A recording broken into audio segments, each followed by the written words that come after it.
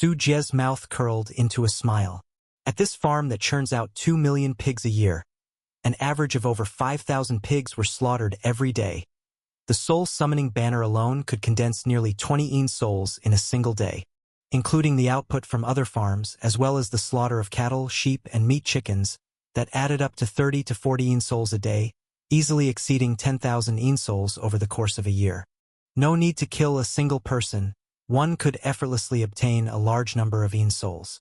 This was something the cultivators of Tianyuan world would find difficult to accomplish, given their low productivity. To slaughter 5,000 pigs, they would have to scour several cities and surrounding towns, going door to door to redeem them. With that effort, it would be more efficient to just kill people.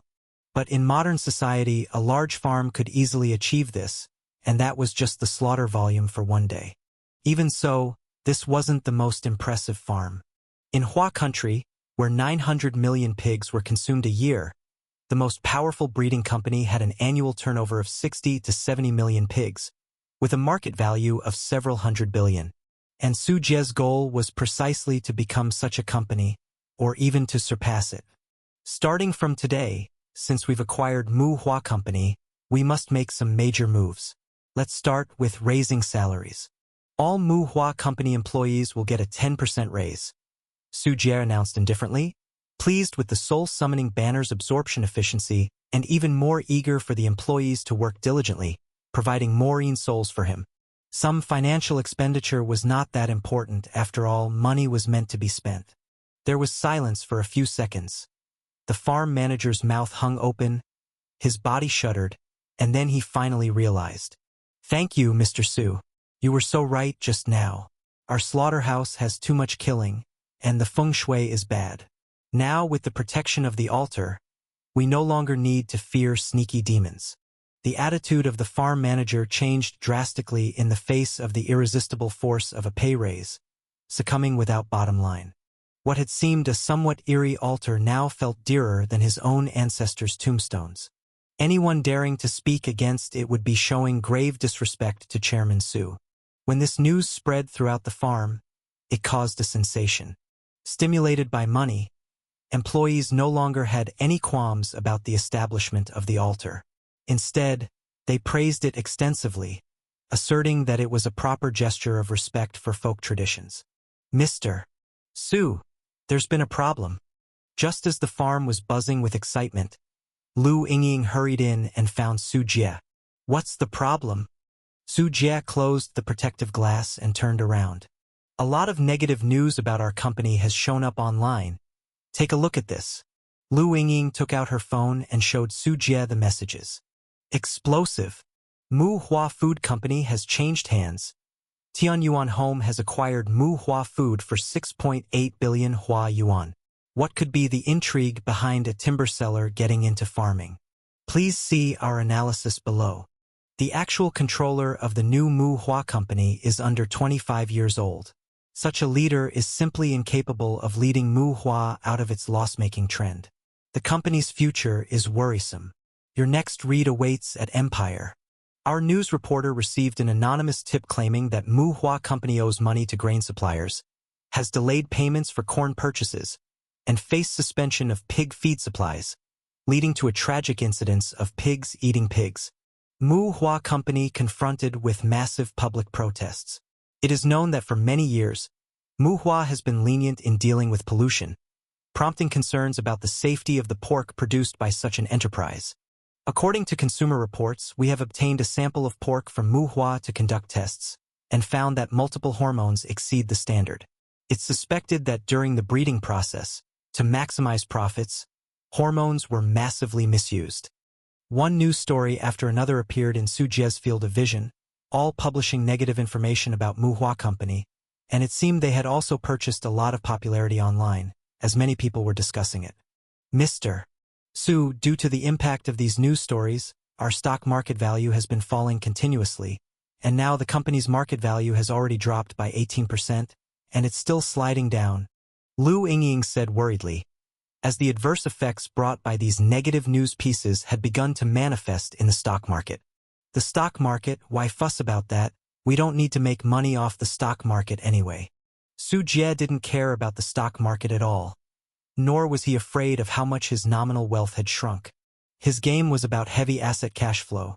He couldn't care less about the stock market, especially since the circulating shares outside were just about 10% or so. Rises and dips had no significant impact on the grand scheme of things. Signaling Lu Yingying to not be so anxious, Su Jie asked, "Is it Econ Company's doing?" "We're looking into it." Lu Yingying gave a wry smile and continued, "Apart from these negative news stories, today there were villagers making trouble at the company again, and we did find out that indeed someone spent money to get those elderly men and women to create a disturbance. Merely some underhanded tricks that can't affect us in any way." Su Jie shook his head, as Muhua Company was extremely important to Guangyi County, since the company's operations affected the livelihood of thousands of people. Such a heavy asset enterprise would be somewhat protected by the government, which wouldn't allow it to fall into trouble easily. Seeing Su Jie so composed, Lu Yingying also calmed down quite a bit. Her experience was still lacking, after all, having followed Su Jie for just a few months, and upon returning to the country, she became somewhat flustered when suddenly faced with the suppression of a large company. Though Su Jie also lacked experience, he who was accustomed to life-and-death situations found the business competition before him to be too mild by comparison. You must understand, when Su Jie competes with someone, it's always with a do-or-die attitude. Ring, ring. Lu Yingying's work phone suddenly rang. After she answered it, her face took on a somewhat peculiar expression. "Who is it?" Суе Asket Tsuryosli. Lu Yingying handed the phone to Su Jie, with a strange look. "It's the chairman of Econ Company, Yu Duanchong." "Oh, that is interesting." Su Jie took the phone and put it to his ear, and heard a voice from the other end of the call. "Is this Mr. Su answering? Haha. I am Yu Duanchong, the chairman of Econ Company, your senior in the business. I hope I'm not disturbing you with my call. Actually, I had some free time and saw quite a lot of negative news about Muhua Company on the internet, and thought, since we're in the same industry, as someone with experience I should give you a heads up. Being in our line of business, one must act openly and honestly, not engage in fakery, producing things with pollution and hormones. Aquaculture is not just anything. If you ruin your reputation, it makes business hard for everyone. Don't you agree?" Yu Duanchong's voice was somewhat rough, and while he seemed to be speaking politely, he placed himself in a high position, admonishing Su Jie in the tone of a senior and yet subtly accusing him of improper conduct. "So it's Director Ikong Yu. I've heard much about you. Before Mr. Song left, he told me he had an old friend. I hadn't expected Director Yu to reach out so soon." Su Jie's mouth curved slightly. The guy on the other end of the phone was really interesting, actually daring to call him, clearly a provocation. "Mr. Song, he's a good person, all right? Just not quite cut out for the breeding business, and the industry is tough nowadays. Mr. Su, even an old hand like Mr. Song has chosen to wisely disengage. While you are young and capable, breeding comes with high risks, and you might not be able to develop Muhua Company well. It might be better to hand it over to us. Ekong can offer 5 billion to buy out Muhua Company," Yu Duanchong said with a chuckle, revealing perhaps the true purpose behind the phone call. "Let's not even talk about me having no intention of selling the company. But this 5 billion offer, Mr. Yu, are you kidding me?" Su Jie couldn't help but laugh sardonically. He had spent around 7 billion in total to acquire Muhua Company, and here the other party was trying to knock down the price by 20 billion just like that, an analogy less fitting than a snake trying to swallow an elephant. He also understood why Muhua Company hadn't taken Econ Company's acquisition offer. It was merely a ploy to strip the company down to its bones, lacking any business sincerity. "Mr. Su, you're still young, don't make the same mistake Mr. Song did. Sometimes, it's wiser to quit while you're ahead to prevent further losses." "Oh, I'm the type who knows the dangers yet still insists on heading towards Tiger Mountain. I'm not happy without a bit of pressure." The person on the other end of the call was caught off guard, and Yu Duanchong was clearly annoyed. "A word of advice for you, young man. Don't be too hot-headed. The current predicament of Muhua Company is probably just the beginning, and with your temperament, you're not fit to run a company. If a young person isn't hot-headed, can he still be called young?" Su Jie snorted with disdain, unwilling to engage in any more hypocrisy with the other party, and bluntly stated into the phone, "Mr. You petty tricks are useless, and they can't harm the backbone of Muhua Company. But rest assured, all your actions are firmly etched in my memory, and I do welcome you to come as a visitor. I'll be sure to extend a warm reception when you do. Mr. Su, I've given you an out, don't be ungrateful. Ha, you might as well be bolder. Otherwise, I wouldn't even know what fear is. Humph. Then just wait and see." Beep beep. The call was abruptly ended. "So quick to anger, huh?" Su Jie shook his head and said to Lu Yingying, "It's all right. Let's get back to work." Meanwhile, in Xinjing City, inside an office at Ekong Company's headquarters, Yu Duanchong slammed down the phone and cursed coldly, "This brat, getting cocky just because he's got a bit of money. I'll show him. Uncle, since the kid won't play ball, it's time to show him who's boss," said Yu Runming, the head of Ekong Company's public relations department, who had been listening to the conversation on speakerphone, along with others in the office. "Dad, Runming is right. That little rat is even more arrogant than I am, acting all high and mighty just because he sells wood. What's so great about that?" exclaimed Yu Shichong, vice president of Ekong Company. "Yu, it's infuriating. We've worked our butts off to bring Muhua Group to its knees, fully intending to snap it up for a song. Then, out of nowhere, Tianyuan Home barges in and steals the deal. We can't let them off the hook," slapped the table Wang Hualian, Ekong's chief financial officer and Yu Duanchong's wife. The office was filled with directors and senior executives, who were also Yu Duanchong's relatives, and they were all cursing and swearing. Ekong Company is a typical family business, with the Yu family controlling the majority of the senior management positions. Humph. Runming, take your friends and make a trip to Guangyi County. Since they won tea drink a toast, let them drink a forfeit.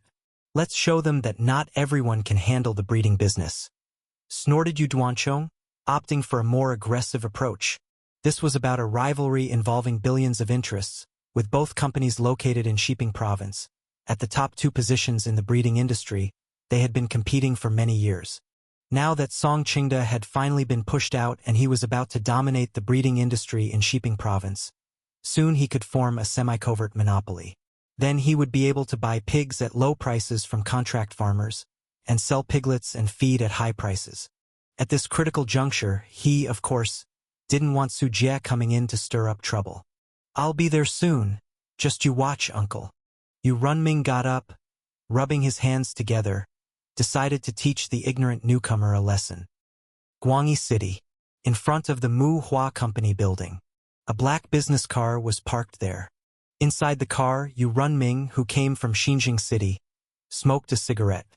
He rolled down the window, looking at the Muhua headquarters building with a look full of contempt and disdain.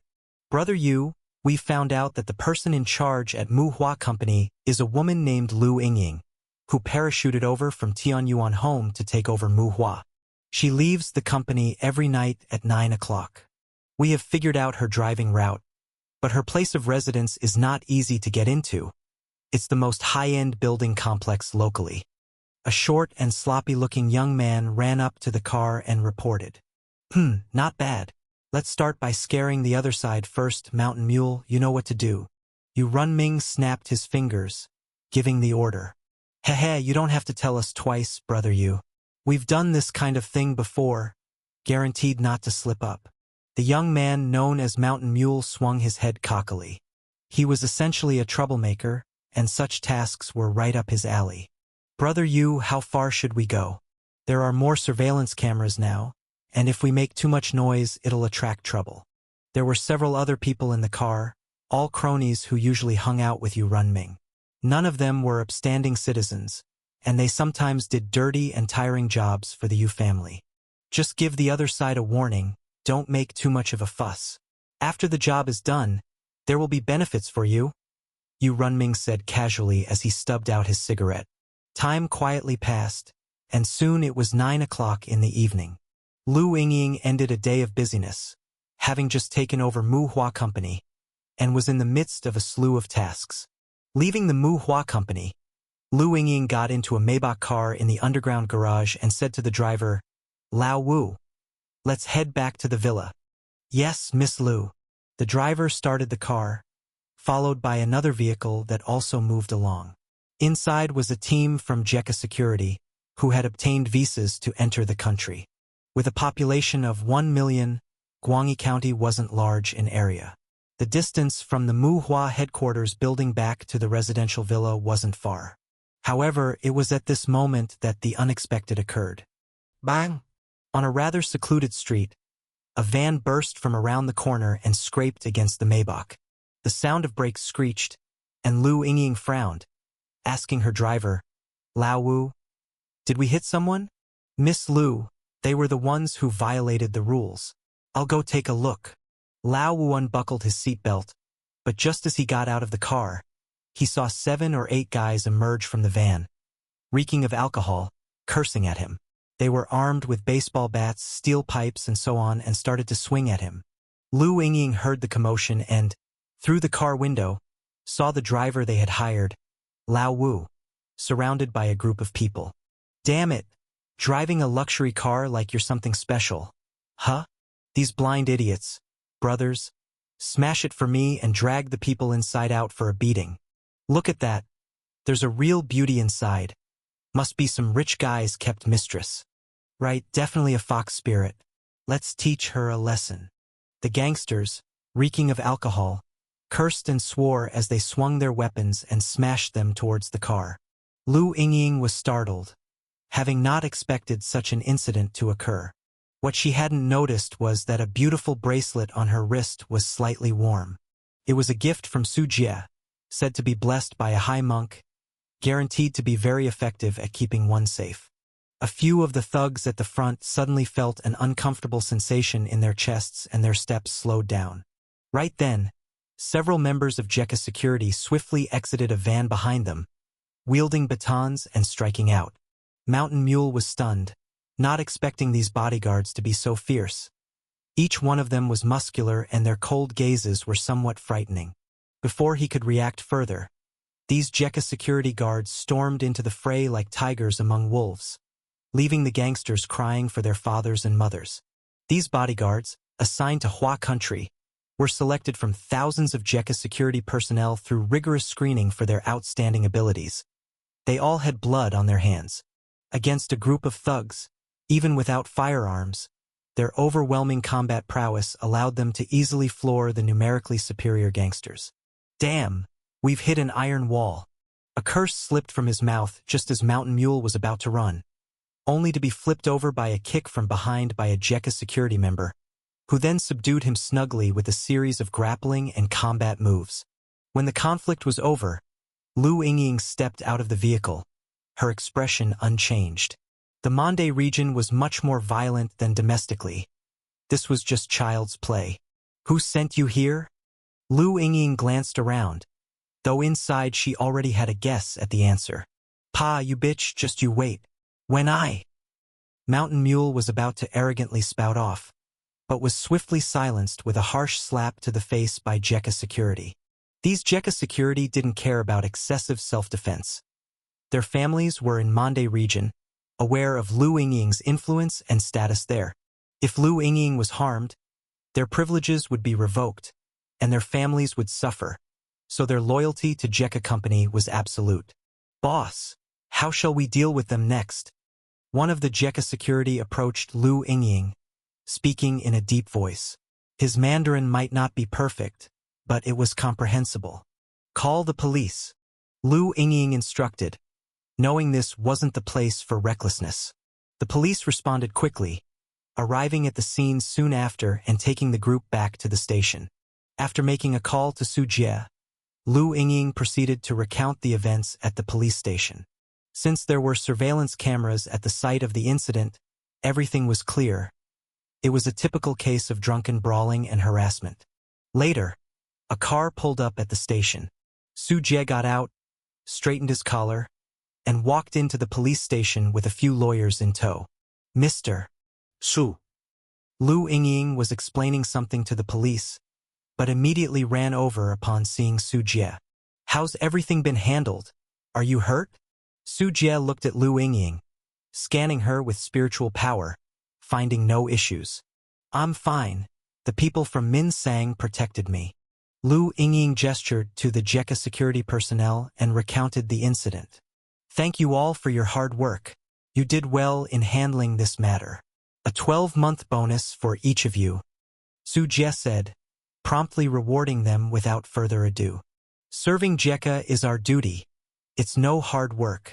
Several JECA security personnel stood in a line before Su Jie, saluting sharply, their efficient and fierce demeanor drawing frequent glances from the police officers in the station. Su Jie's gaze shifted to the group of thugs who were brought into the police station. A total of 8 people who didn't seem to care at all about being there. What are you looking at? Believe it or not, I'll gouge out your eyes. Mountain Mule glared at Su Jie with anger. They had all seen his photo before coming and knew that Su Jie was the competitor that Econ Company was targeting this time. It's been a long time since someone dared to talk to me like that. Su Jie's eyes held a playful look as he regarded Mountain Mule as if looking at a dead man. Are you Su Jie?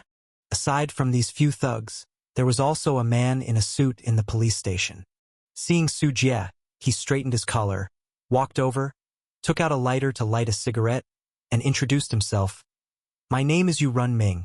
Yu Duanchong is my uncle, and he asked me to send his regards to you. Su Jie raised an eyebrow and replied indifferently. I've received your regards, and I'll go have a chat with your uncle later. Today is just a small warning, if you know what's good for you. You mean these pieces of trash? Is this how people in the underworld operate now? So rough and ready that they still have the face to talk tough after getting beaten up? Yu Ruiming's words were cut off by Su Jie, leaving him with an ugly expression. We're just giving you a warning. We haven't started playing for real yet. After saying this, he also turned his head and glared at Mountain Mule and the others. If it wasn't for their incompetence, he wouldn't have needed to come here to clean up their mess and be mocked by an enemy. There's no need for that. I'm still waiting to see what Econ Company is capable of. Su Jie laughed, thinking the other party must have been too arrogant if they believed these tactics could scare him. Yu Runming exhaled a smoke ring, his demeanor extremely arrogant. Since you're not appreciating the face I'm giving you, don't come back begging me later. Smoking is not allowed here. A police officer came over and snatched the cigarette from Yu Runming's mouth, snuffing it out. Yu Runming, who was just trying to act tough, was left with an extremely dark expression on his face, but unfortunately couldn't lose his temper at the police officer. Miss Lu, this is their settlement letter, offering to compensate you with 100,000 yuan, as well as covering the medical expenses for the injuries. Please look over it and decide whether you want to sign. If you don't settle, according to the regulations, we can detain them for 15 days. The police officer was holding a settlement letter, as Mountain Mule and the others were judged to be guilty of provoking trouble, without more serious punishment, which was also the reason for Mountain Mule's fearless attitude.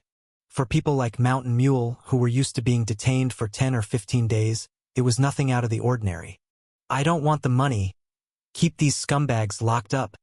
Lu Yingying was about to speak but was stopped by Su Jie. Ah, sir, we choose to settle. Su Jie chose another option, which confused Lu Yingying greatly. But doing this, wouldn't it? It's okay. Let them go.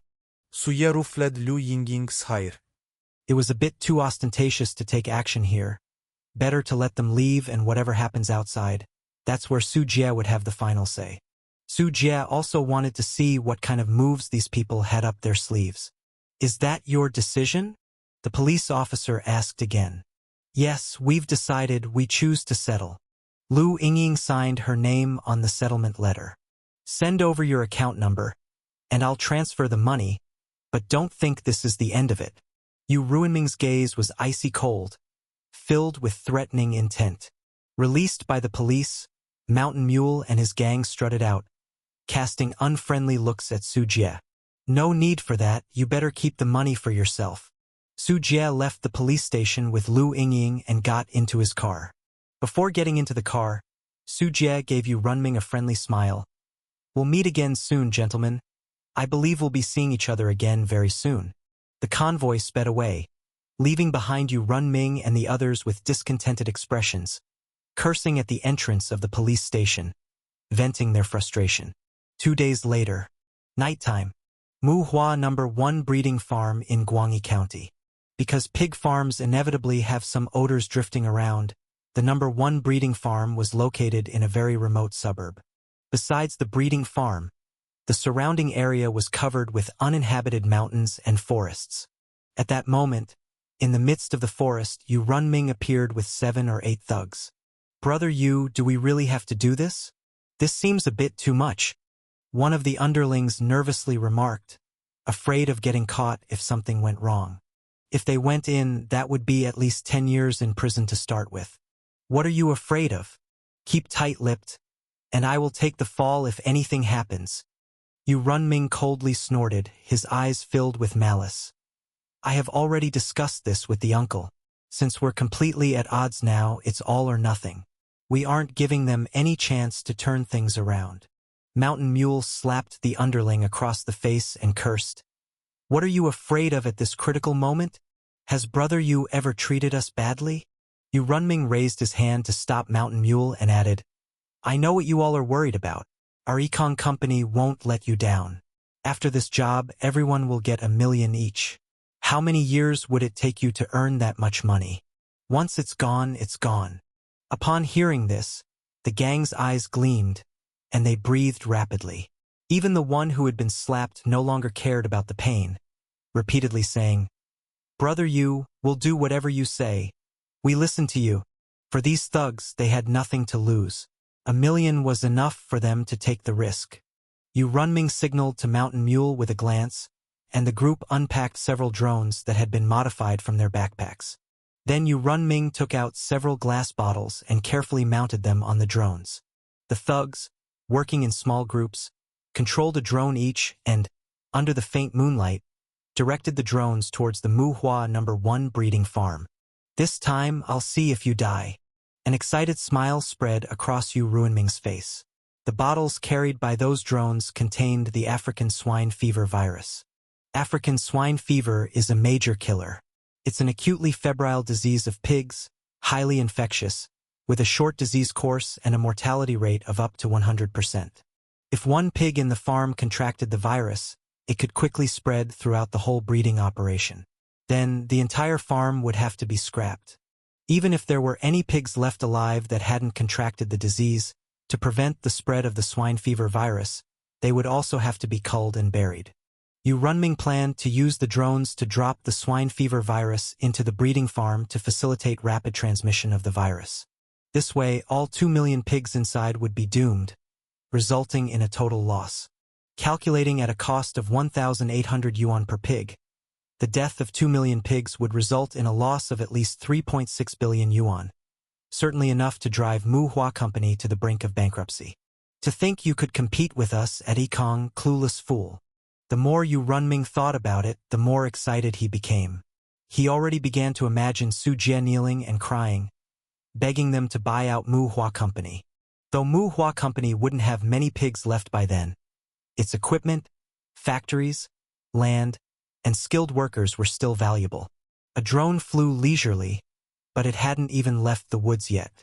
In the night, a moth the size of a human fingertip, stubby and plump with pale human-like features, reached the drone and spat a precise stream of corrosive acid at its propeller, making it plummet down like a spearhead. Underneath where the drone fell, a swarm of black clouds surged forward, engulfing it with densely packed moths of the same kind. "My drone's controls are gone. It seems like something knocked it down." "Same here. It looks like the night vision camera captured a bug." "Damn, my drone is gone too." Yu Runming, still immersed in his fantasies, suddenly heard a chorus of panic from the thugs. "What's going on? How could the drone just fall down? Did they set up a jammer over there?" Yu Runming rushed over and looked at the remote control in one of the underlings' hands. He saw that the screen connected to the drone camera had gone black, indicating it had obviously crashed. "Go find the drone immediately and see what exactly happened." Yu Runming was puzzled and hastily sent people to look for the reason. "Crow Wei Zi Air Hu, you guys come with me." Mountain Mule picked up a flashlight and took several underlings, volunteering bravely to go out. But they'd only taken a few steps when these guys suddenly turned pale. They scrambled back, crawling and rolling. What the hell happened now? Yu Ruinming's anger rose at these useless underlings whom he wished could be more dependable. Brother Yu, it's haunted. There are ghosts. Mountain Mule's pants were soaking wet. He had pissed himself, screaming in utter terror. Ghosts? Your head. Are you brain damaged?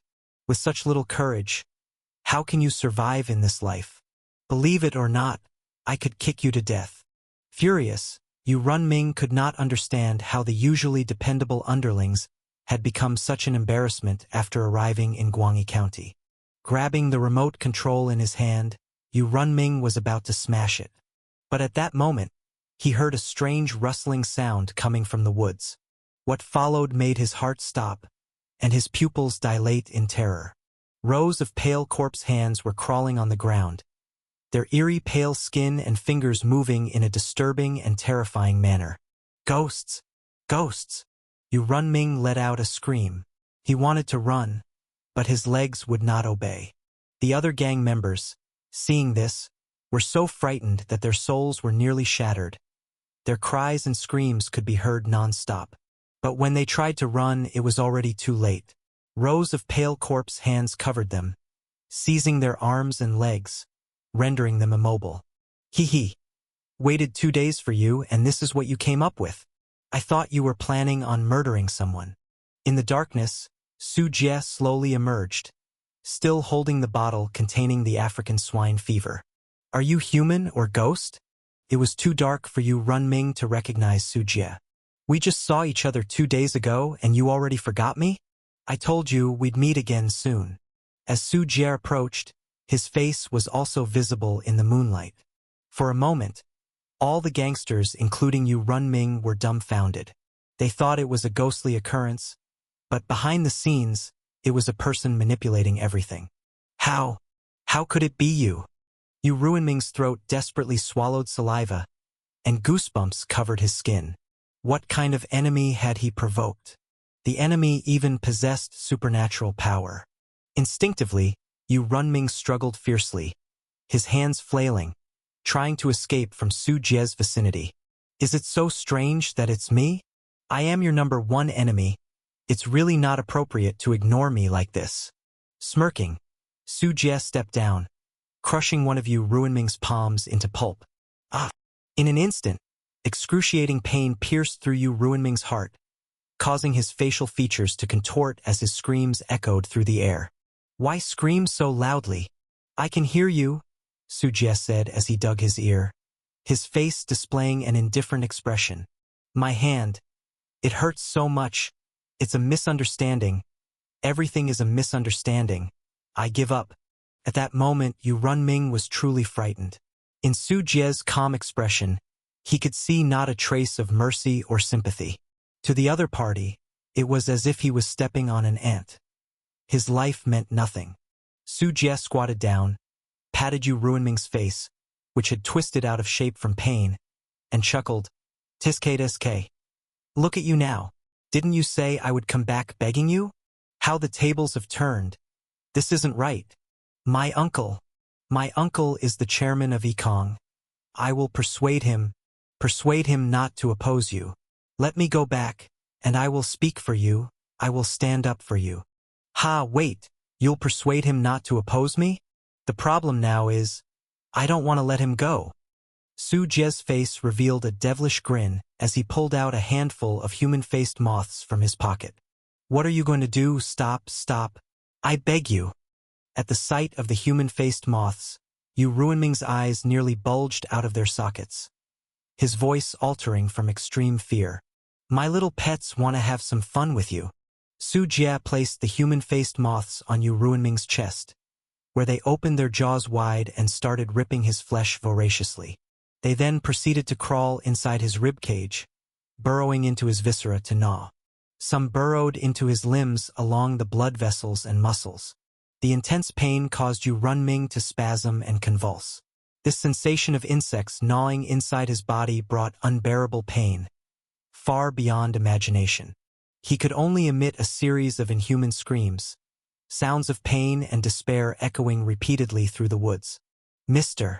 Su, Brother Su, I only followed you Ruinming's orders. It's not my fault. I can testify against his crimes for you, help you put him in jail. Mountain Mule, the leader of these gangsters, seeing Su Jie's method of handling Yu Runming, lost all his spine and immediately sold out Yu Runming without a second thought. Su Jie turned his head, touched his chin and smiled lightly. I remember. Didn't you say you wanted to gouge out my eyes? That was just a joke. All a joke. Mountain Mule's heart skipped a beat as he met Su Jie's gaze and then saw Su Jie's eyes turn a light purple. The next moment, two weakened purple light rays emitted, accurately melting Mountain Mule's eyes into bloody holes. Enjoy new tales from Empire. My eyes! Mountain Mule collapsed in agony, clutching his eye sockets and screaming continuously. I can't tell the difference between a joke and the truth, said Su Jie nonchalantly, turning his gaze to the others. Seeing how Su Jie dealt with Yu Runming and Mountain Mule, the other gangsters were completely dumbfounded. They were usually involved in petty thuggish acts and had never encountered a merciless killer like Su Jie, who possessed superpowers they could never hope to counter. At that moment, each gangster's eyes filled with regret for why they had gotten involved in such a business rivalry. While others' business competition involved making money, Su Jie's involved taking lives, and they had foolishly plunged into it, becoming pawns in the business conflict, standing on the opposing side of Su Jie, which was exactly like seeking death by holding a lantern in the toilet. Big brother, please spare us. We only got paid to do the job, we don't know anything else. It was Brother Ming and Mountain Mule's idea to poison. It has nothing to do with me. I tried to dissuade them. Don't kill me. I'm only 19 years old. I don't want to die. These gangsters begged for mercy one after another, but Su Jie remained emotionlessly unmoved from beginning to end. Since you showed up here tonight, you should be aware of the consequences. Su Jie's voice was calm. Too much blood had stained his hands for the scene before him to stir any emotion. If you dare kill someone, the police will definitely find you. You won't escape. One of the hoodlums, realizing his fate, understood that they could not struggle against such a reckless superpower user and could only hope that Su Jie would be punished by the law. Please, we live under the rule of law now. Your disappearance has nothing to do with me. I've never met you. I've been home eating a late-night snack all evening. How would the police ever suspect me? Su Jie scoffed and turned away, walking step by step toward the forest, gradually disappearing into the darkness. In the woods, a dense human-faced moth cloud descended, devouring all flesh and traces, relieving Su Jie of any worries. Amidst the screams, Su Jie looked up at the moonlight and chuckled. The moonlight is beautiful. It's been a while since I've killed. I'm almost out of practice. In a luxurious villa in Guangyi County, Lu Yingying hummed a song while preparing a late-night snack for Su Jie.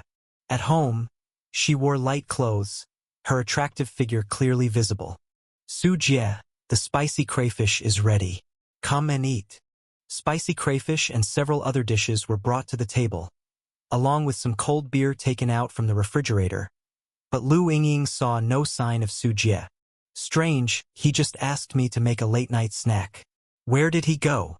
Just as Lu Yingying was about to look for him, she saw Su Jie walk back in from the balcony. What were you doing on the balcony? You didn't even hear me calling you for the snack. Su Jie wrapped his arms around Lu Yingying's slender waist and smiled, enjoying the night view. Don't you think the moonlight is beautiful tonight? Let's eat the snack first. Lu Yingying slapped Su Jie's hand gently, feigning anger. They sat at the dining table, eating the late-night snack and chatting about amusing incidents that had happened to them, and discussing company matters. You must be really tired recently. Towards the end of the meal, Su Jie showed concern for his secretary. There haven't been any major changes in the structure of Mu Hua Company, and all employees have been retained, making it quite stable. It's just that there's been a lot of handover work lately. Once things settle down, I'll have an easier time.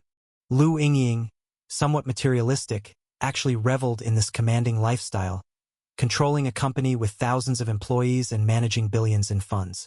She was addicted to this feeling. It is said that power is an aphrodisiac for men, and it is the same for women. Don't work too hard.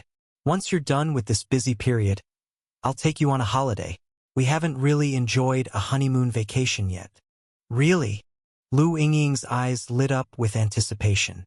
Of course, I've planned it all out already. Su Jie brought over a map with cities circled in red ink through which their journey would pass. Quite coincidentally, one of the cities was Xinjing City, where Yikang Company's headquarters was located. I love you, Su Jie. You're so good to me. Lu Yingying peeled a crayfish and brought it to Su Jie's mouth, her face brimming with joy. I'm this good to you. How will you repay me? After eating the crayfish that Lu Yingying had peeled for him, Su Jie peeled another one and handed it over. Whatever you want. While eating the crayfish, Lu Yingying also sucked on Su Jie's fingers, her gaze filled with coquettish allure. If my late-night snack hasn't filled me up, let's add another grand meal. Su Jie picked up Lu Yingying amidst her screams, and the room gradually filled with suggestive noises as a new opulent meal was served. Xinjing City, within the Yu family's luxurious mansion. This mansion occupied a vast area, ranking among the top in Xinjing City. As 3 days passed without any news, Yu Duanchong once again gathered his family members. Is there still no news of Runming? Fingers lightly tapping on the armrest of his chair, Yu Duanchong looked imposingly at the others. The phone doesn't go through, including the friends he took with him. All have gone missing without any message. Yu Duanchong's son, Yu Shichong, was somewhat uneasy. The disappearance of 7 or 8 people without a word for days would arouse suspicion in anyone. Runming must have encountered trouble. Big brother, you can't ignore your nephew. It must be Mu Hua Company's doing. A man whose face couldn't hide his sorrow stood up. He was Yu Tingen, Runming's father. Younger brother, we still don't know what exactly happened. Don't panic. Yu Duanchong took a sip of tea and instructed the others. Second brother, have someone discreetly investigate. See if they can find Runming and his group. All right, big brother. Another middle-aged man nodded in agreement. However, Yu Tingen wasn't ready to give up and couldn't help saying, Big brother, can we get the police? No. Cutting off Yu Tingen's words abruptly, Yu Duanchong put down his teacup and said coldly, If we call the police now, and they manage to find leverage, not only will we not be able to save Runming, but it might also put him in more danger. It's not Xinjing City there. We have no connections with the police department. We can't let the police get involved. Yu Tingen was somewhat angry and shouted, But that's my son, your nephew. Our Yu family relies on Yikang Group to feed dozens of people. Do you think I don't care? For Runming, do you want to drag Yikang Group down too? Yu Duanchong slammed on the table and stood up, his voice devoid of any warmth. If it wasn't for your command for Runming to do those things, how could my son have? Yu Tingen was resentful, and at this point, other family members couldn't sit still and started to persuade him. Tingen, I understand your feelings, but we need to prioritize the bigger picture. That's right, Tingen. Listen to your elder brother, he won't harm us. I still want to collect my monthly salary from Yikang Group. If Yikang Company fails, what will we live on? A chorus of advice ensued, and these core members of the Yu family quickly formed their alliances. They all depended on Yikang Group, the big tree. Yu Duanchong's decisions being beneficial for Yikang Company also meant protecting their interests, so such choices were not surprising. Opposed unanimously by all family members, Yu Tingen's face turned ashen, and ultimately, he had no choice but to bow his head. The atmosphere inside the room became extremely oppressive and somber, making the situation a thorny one even for these core members of the Yu family. Now, with Runming's life and death uncertain in Guangyi County, the capability of Mu Hua Company might not be as straightforward as they appeared. Wang Hualian, watching her husband break the silence, said, "You, we are too passive now. Why don't we make a call and see if we can reconcile with Mu Hua? Moreover, Runming might still be in their hands. If we can get him out, everything else can be discussed." Hope returned to Yu Tingen's eyes, and he looked expectantly at his elder brother. Foolish, what use is calling them now? If Runming is still alive, they will only demand an exorbitant ransom, threatening Yikong Company's interests. We have already deeply offended them, and if we want to completely resolve this situation, the only way is to take down Mu Hua, show our strength, and then, if Runming is alive, they will naturally send him back obediently. Yu Duanchong snorted coldly. Now, if the Yikong Company he led won this battle, they could nearly monopolize the pig farming market in Shiping Province. Why would he stop for the sake of Yu Runming and halt the battle? In the face of several billion in profits, one human life is negligible, especially since it wasn't his son. Enough. Stop trying to persuade me. I have my own methods going forward. With those words, Yu Duanchong walked out of the room. Tianyuan World. Ghost Ridge Palace Black Market. Su Jie walked down the street, with constant hawking noises all around. The disciples, seeing him in the blue robe of an inner disciple, all actively made way for him. A few minutes later, Su Jie arrived in front of an imposing pavilion, with the brightly gilded sign, Taishu Pavilion, hanging overhead. Sister Kai, come out to greet a guest.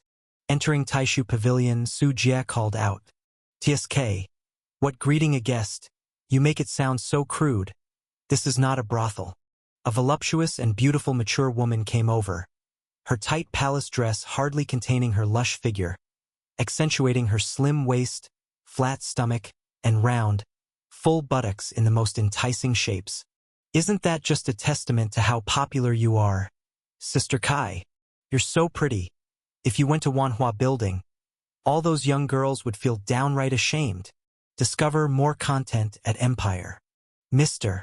Su, you've become an inner disciple now. Why are you still so slick with your words? Kai Chunyi rolled her eyes charmingly and said somewhat irritably, being an inner disciple only elevated my status and position. My appreciation for beauty hasn't changed. Go on, stop teasing me. As she spoke, Kai Chunyi's gaze flitted over Su Jie, her heart actually quite shocked. When she met Su Jie a year ago, he was just selling some common poison insects. At that time, Su Jie was short on money, always hurrying in and out without daring to linger on any talismans or magic artifacts sold in the pavilion. But now, just in the span of 1 year, he had become an inner disciple, not to mention his elevated status at Ghost Ridge Palace. How could such a dramatic rise of a seemingly insignificant person not leave Kai Chunyi feeling moved? What have you come to buy today? Kai Chunyi turned the conversation to business and directly took Su Jie upstairs, where the best products of Taishu Pavilion were kept. I'm not here to buy today. I'm here to sell. Su Jie took out a pile of magic artifacts, materials, elixirs, and talismans from his storage bag, including some damaged artifacts. These were his spoils from a recent outing, and they stacked up to be about 2 meters high. So much! Kai Chunyi was overjoyed. Though the pile contained no high-grade items and many of the magic artifacts were damaged beyond repair so that they could only be recycled for materials, even so, the sheer quantity represented a substantial fortune. With the alien ghosts rampant and trade routes blocked, many items couldn't be brought in from outside. But the Ghost Ridge Palace disciples had high demands due to their constant battles, making the prices of battle-related magic artifacts and talismans skyrocket. With a quick estimation, Kai Chunyi knew the materials were worth about 4,000 to 5,000 blood marrow crystals, an extremely astonishing amount. They are all spoils from the battle at the Golden Sand River. At least it wasn't a wasted trip. Su Jie said with a smile, these were all things he couldn't use, so it was better to exchange them for blood marrow crystals. Kai Chunyi took a quick look and indeed saw many magic artifacts unique to the righteous sects, such as the purple mist sect's colorful cloud iron armor, the standardized flying sword of the Golden Sword sect, the magic bell and water-stepping boots of the Guanchao Pavilion, all stained with spots of blood, indicating clearly how Su Jie had come by them. Mr. Su, please wait a moment. I will have someone come over to appraise the value immediately. Kai Chunyi didn't dare to delay. She immediately went to call someone over as this was unmistakably a big deal that warranted full attention. This appraisal alone took several hours to complete. When Su Jie left the Taishu Pavilion, his storage bag contained fewer various materials but was richer by 4,800 blood marrow crystals.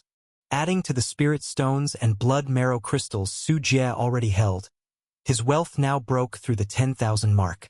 Sounds like a lot, and it really was a lot. This wealth, calculated based on the 100 blood marrow crystals monthly fee of an inner disciple, would take nearly 10 years to accumulate. It was really difficult to save up, as inner disciples earned much but also spent much. It could only be said that looting was indeed a very lucrative business. By his own efforts alone, Su Jie would have taken ages to amass so much money. Mr. Su, we welcome you to come and have fun again.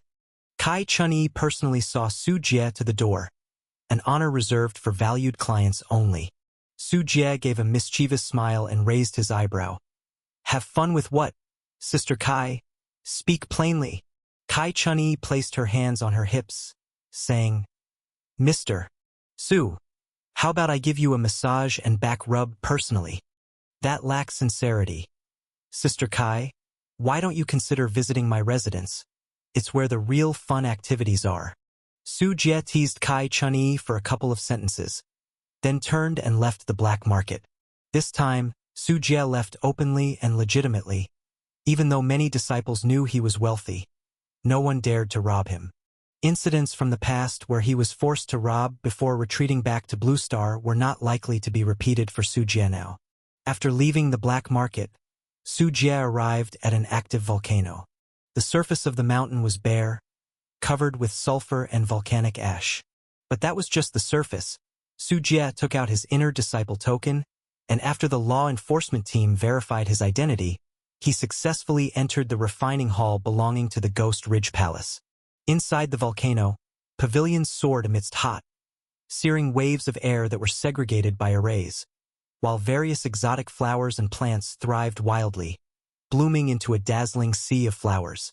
Numerous human slaves bustled about, engaged in the most basic tasks of ore crushing and sorting. The ore produced by the Ghost Ridge Palace was brought here, the most toilsome labor always relegated to the human slaves. It was said no human slave could endure this intensity of work for more than 3 years, and in the demon cultivator's hands, slaves without work value were squeezed dry of their last worth, used for cultivation in blood sacrifices for demon techniques. The management of these hard-working human slaves was done by outer disciples who studied artifact refining. Although rewards here were meager, they could gain knowledge. Just like how Su Jie used to go to Insect Valley to catch insects every day, outer disciples always had to find ways to support themselves. Su Jie's arrival disrupted the peace. These outer disciples quickly sat upright, supervising the human slaves with increased severity. Excuse me, brother. Can I help you with something? A disciple cautiously approached Su Jie and asked, Is Elder Tang here? Yes, yes. Lead the way. Su Jie nodded, and under the guidance of the disciple, he arrived at an open refining room. There stood octagonal fire wells with a diameter of 3 meters, their interiors filled with ceaselessly churning molten lava. Now and then, pillars of magma would erupt up to several meters high, like a blooming flower of flame. Along with the surging magma, some radiant, shining or subtly enchanting materials like heavenly jade or alien ghost demon bone, glazed wood, and 9 curved sand were also thrust into the sky. In midair, as the artifact refining array operated spontaneously, chains of lightning crisscrossed and struck the materials, removing impurities from them. This was the most basic step of tempering. Only after completing this step could the materials officially be used for artifact refining. An old man with his hands behind his back was inspecting the fire well tempering site. His eyebrows and temples were white and hung down his cheeks, with exceptionally deep eye bags and profound eyes that seemed to have experienced the vicissitudes of time and could see through people's hearts. He was the elder Su Jie was looking for, Tang Peiqing, a secret realm elder proficient in both artifact refining and alchemy.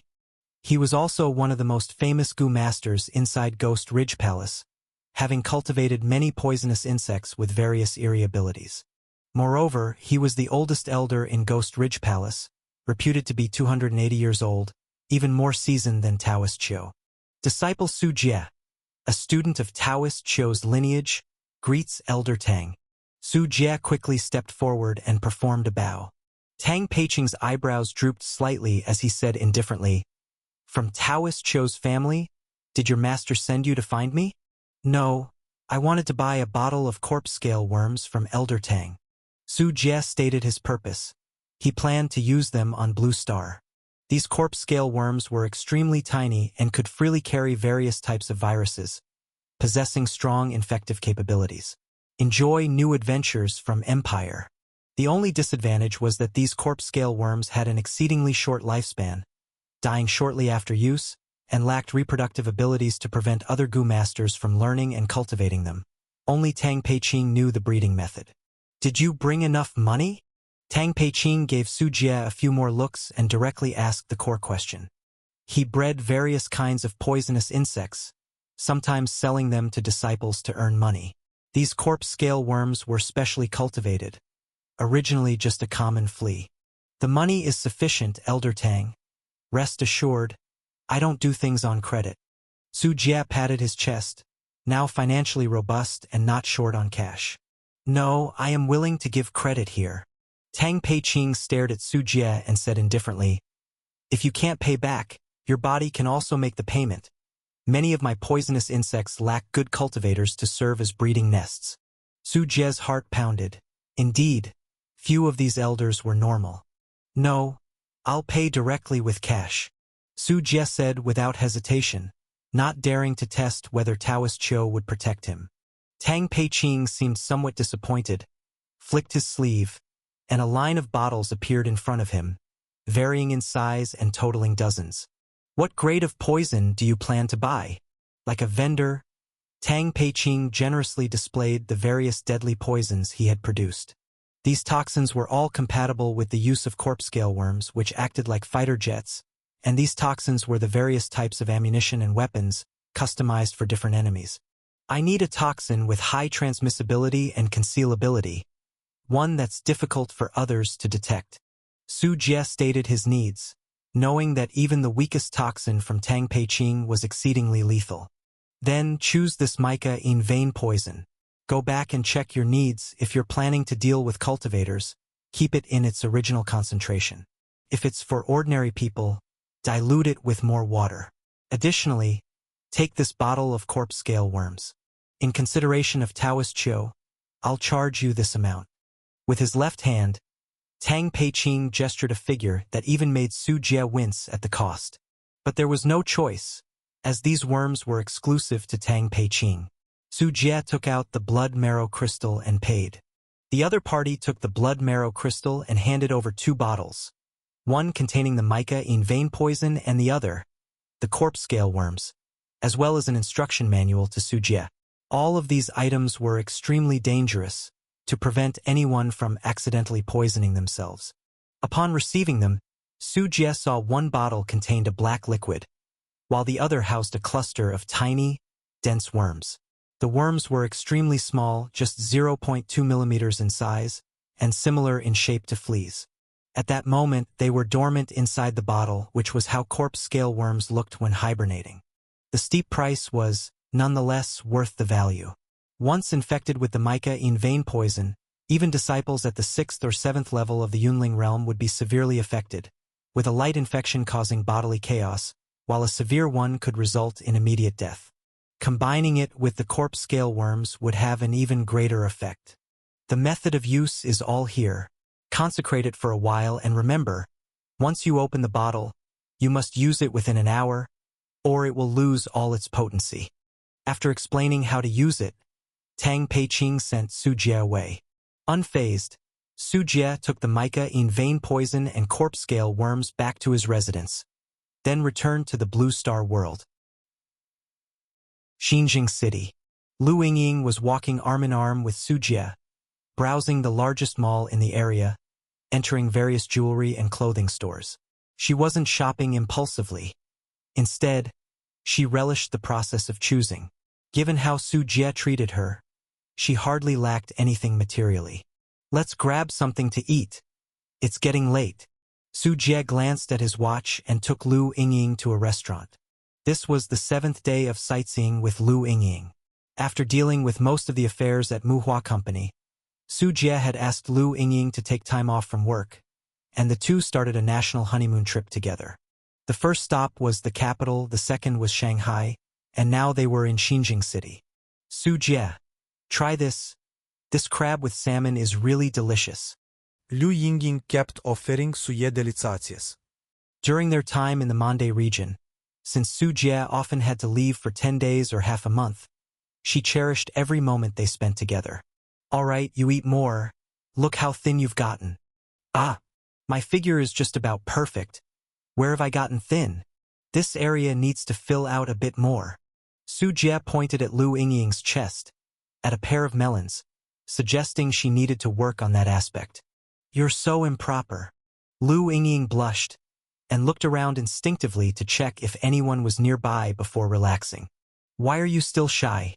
We've been together for so long, we're already at the stage where we can meet the parents. Su Jie pinched Lu Yingying's face, his words making her even more bashful and nervous. My parents don't know about us. I haven't told them yet. Lu Yingying spoke softly. Her family was rather ordinary, and honestly, she was initially attracted to Su Jie for his wealth, which made her reluctant to tell them. Later, as she accompanied Su Jie to work in the Mande region, her heart gradually became his. But the experiences in the Mande region involved warlords, corrupt officials, and murders. Incidents she dared not reveal a hint of to her parents. You can keep the Mande region affairs a secret and just talk about working for other companies. They would understand that. I plan to visit home and tell them in person when I have some time. I'll accompany you when the time comes. MMM. Lu Yingying softly hummed in agreement. Though her face was tinged with shyness, it was overwhelmingly filled with sweetness and joy. We can go back earlier. My dad likes drinking.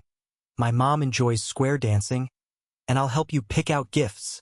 After the moment of bashfulness, Lu Yingying began chirping away, already pondering over the gifts for the return home. Let's not rush it. In a couple of days, there's a flower viewing festival here in Xinjiang City. We'll go back after that. Su Jie had to interrupt Lu Yingying to share his plan. Lu Yingying paused mid-motion and couldn't help but ask, Su Jie, did you come here for Econ Company? Oh, you guessed it. Suye smiled. It wasn't surprising that Lu Yingying, having been with him for so long, would understand this. After all, the Yu family from Econ Company are all here. Su Jie, if we were to kill someone here, the police, Lu Yingying said worriedly. She knew Su Jie had the ability to deal with the Yu family but was afraid that he would get himself involved too, considering this was Hua country, not the chaotic Mande region. Her face bore genuine concern, and even when speaking of killing, she used the word we. This showed both the depth of her feelings for Su Jie and her growing acceptance of brutal realities. No, don't overthink it. Leave these matters to me to handle. You just make sure Muhua Company has the funds ready. Before long, we might be able to take over Econ Company. Take over Econ Company? Hearing Su Jie's words, Lu Yingying blinked, not understanding how that could be achieved. After all, Econ Company was currently well operated, unlike Muhua Company, which was laden with debt. I had no idea at first, but then Econ Company taught me a business competition tactic. It's perfect to return the favor with their own strategy. Anyway, just be prepared. Su Jie stood up and called the waiter over to pay the bill. Lu Yingying silently followed behind Su Jie, having decided to stick with him to the very end, no matter what he was up to.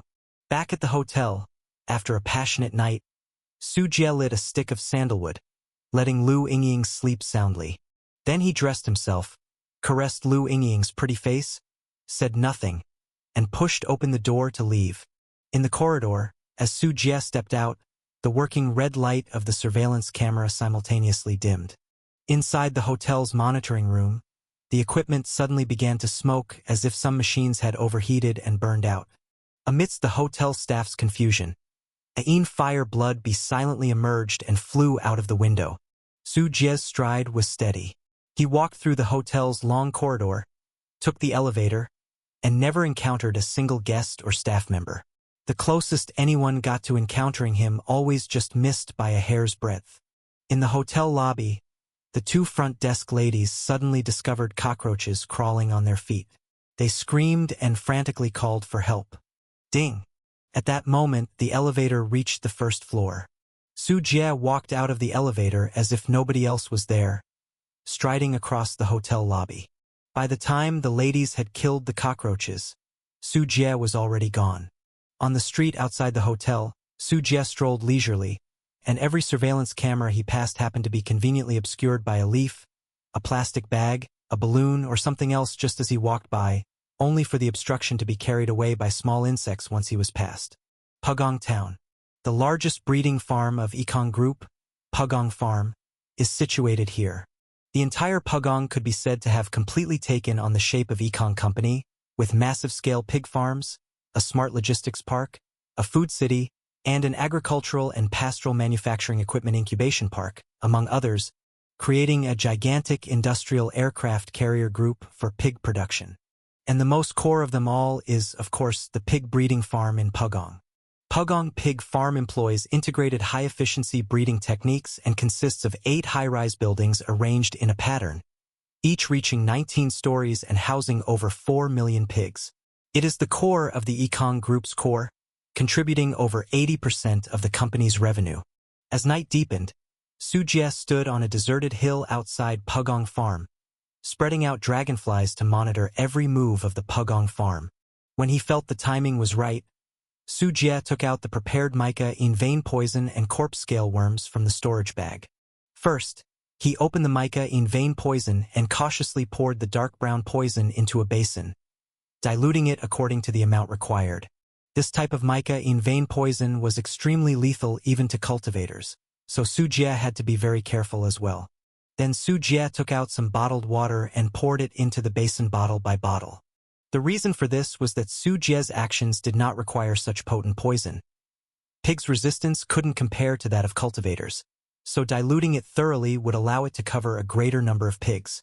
After everything was ready, Su Jie opened the bottle containing the corpse scale worms and poured all of the tightly clustered worms into the basin. With the naked eye, it was visible that these corpse scale worms stretched out their bodies, flapped their wings, and emitted a sinister red glow.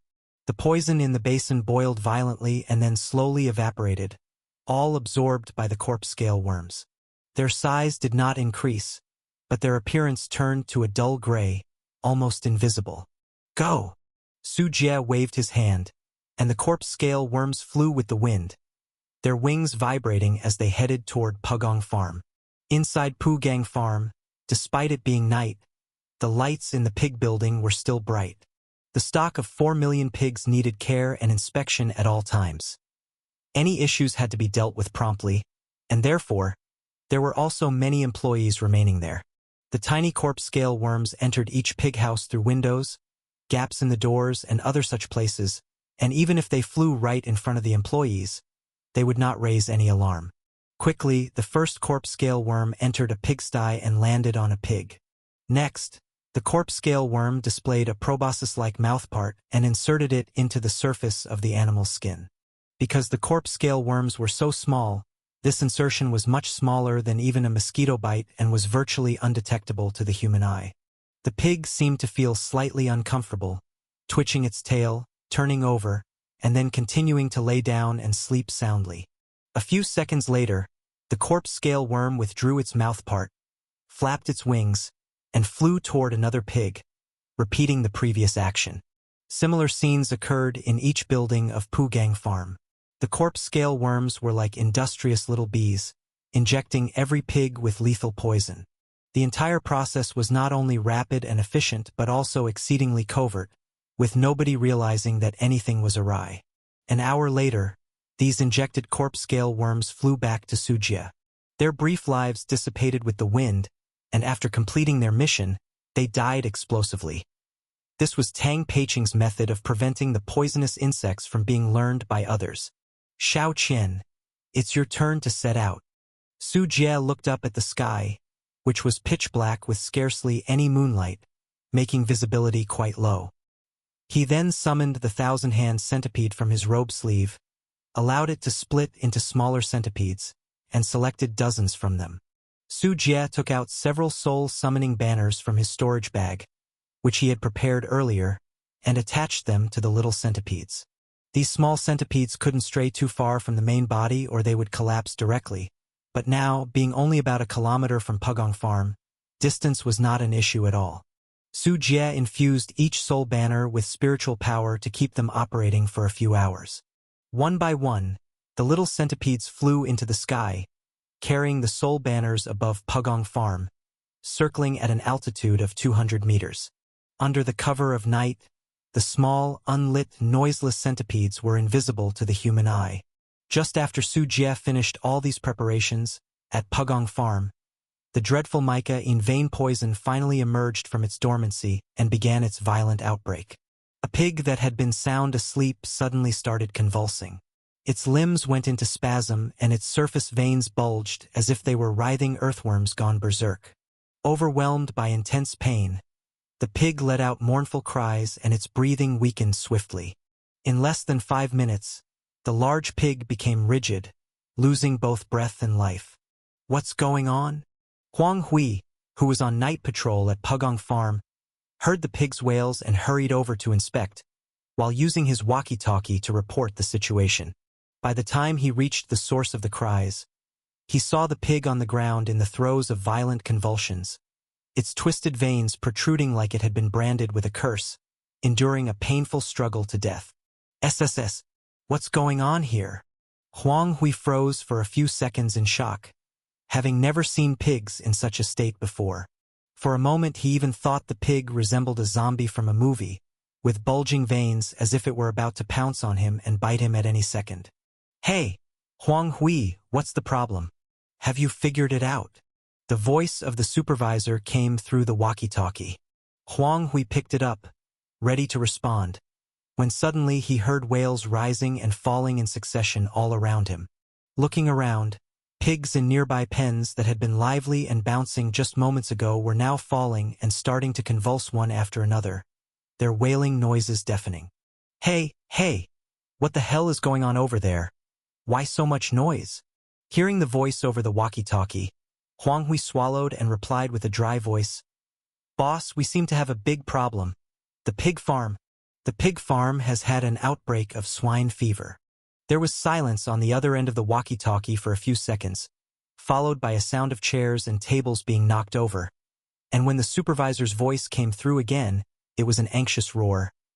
Initiate the emergency quarantine measures immediately, disinfect the entire pig farm, round up all the sick pigs for concentrated destruction. Orders were issued one after another, and workers from each pig building were mobilized, running back and forth in alarm. But all their efforts were in vain, as the 8 19-story pig buildings were already completely dominated by the terrifying mica in vein poison. After brief convulsions and spasms, pig after pig passed away, leaving bodies scattered all over the pens within the farm. Above the farm, unseen by anyone, the souls of the deceased pigs were being absorbed into the soul banners. Under the veil of night, a dozen soul banners flapped in the wind, and upon the banners, hundreds upon hundreds of overlapping Yin souls condensed, revealing eerie and chilling smiles in the darkness, rendering the night sky even darker and colder. The entire Pugao farm fell into unprecedented chaos, with the mass death of the pigs also allowing the soul-summoning banner to gain a vast number of Yin souls. Half an hour later, there was not a single living pig left in the entire Pugao farm. A full 4 million pigs had been annihilated by the mica in vein poison. At this time, several dozen centipedes also returned, carrying the soul-summoning banner back to Su Jie's side.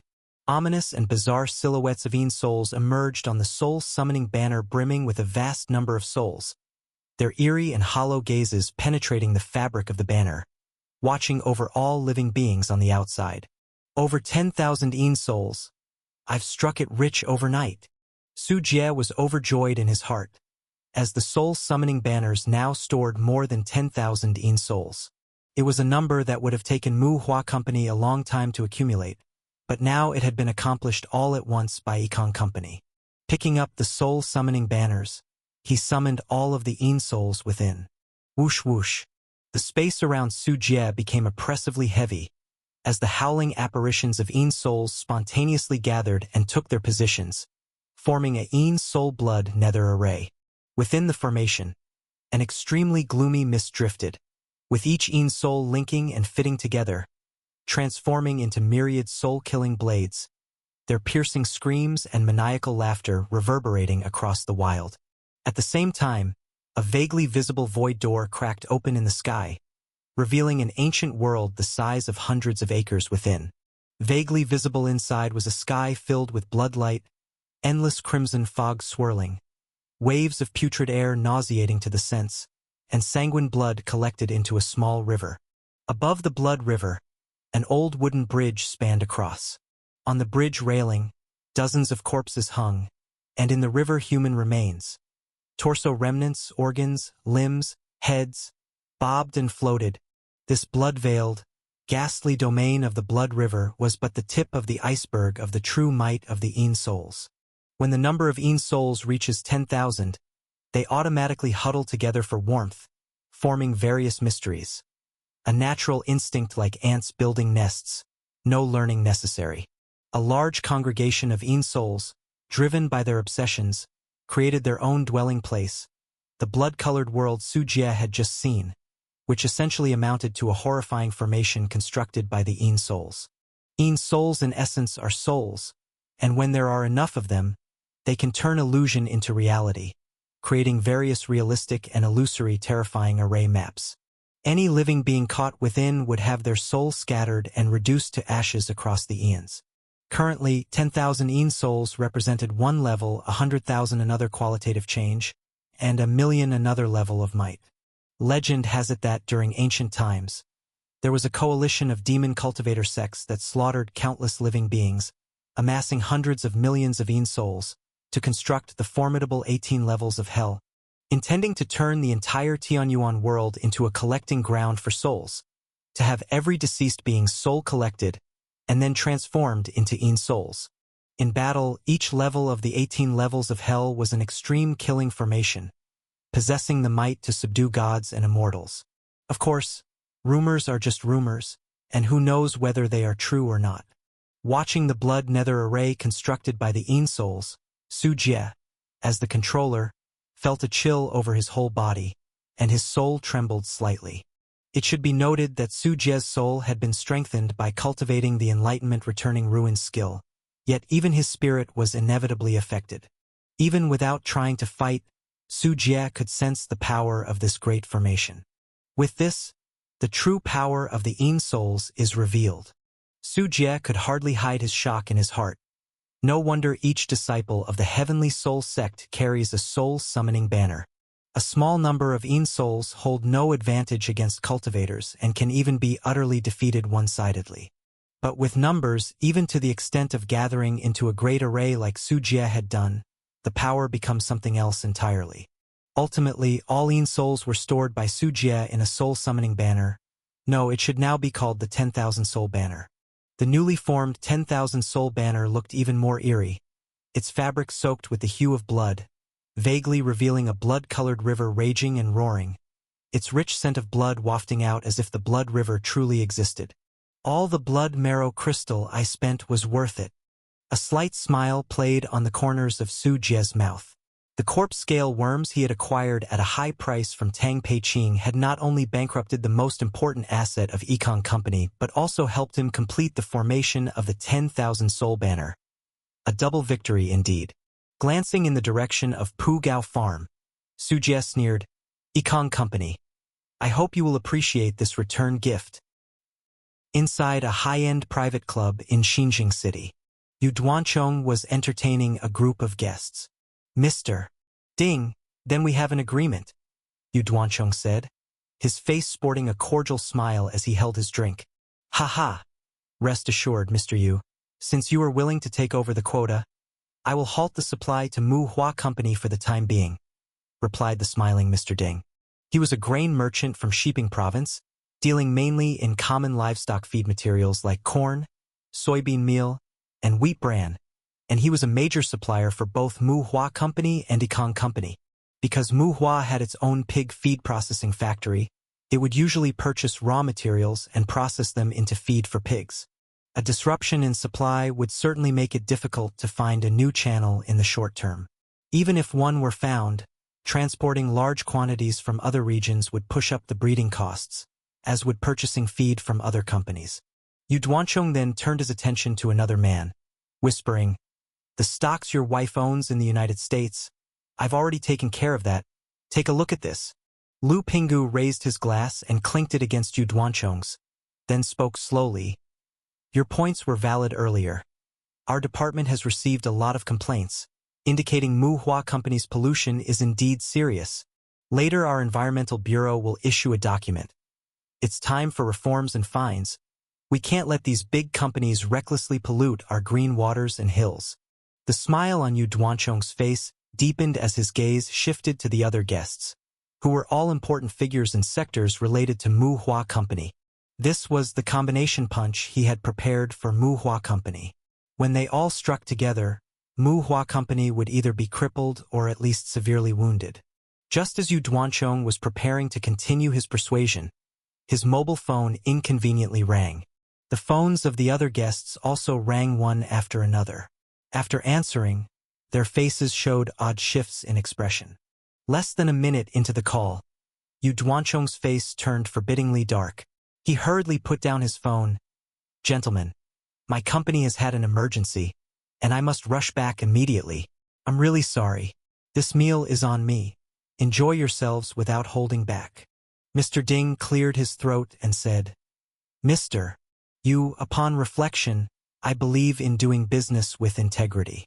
I fear I won't be able to help with Muhua Company anymore." He had his own sources of information and was already aware of what had happened at Yikong's Pu Gao farm. Lu Pinggu said coolly, "Regarding the issuance of the document, our Environmental Bureau needs to conduct further investigation. We cannot simply take the complaint at face value, can we?" A bank chairman, looking very distressed, stood up. "Chairman Yu, the loan policy has been tightened recently, and about the 2.2 billion Yikong borrowed last time. Chairman Chen will talk about this later. I need to go back to handle company affairs right now," Yu Duanchong said, before rushing out as if he were fleeing.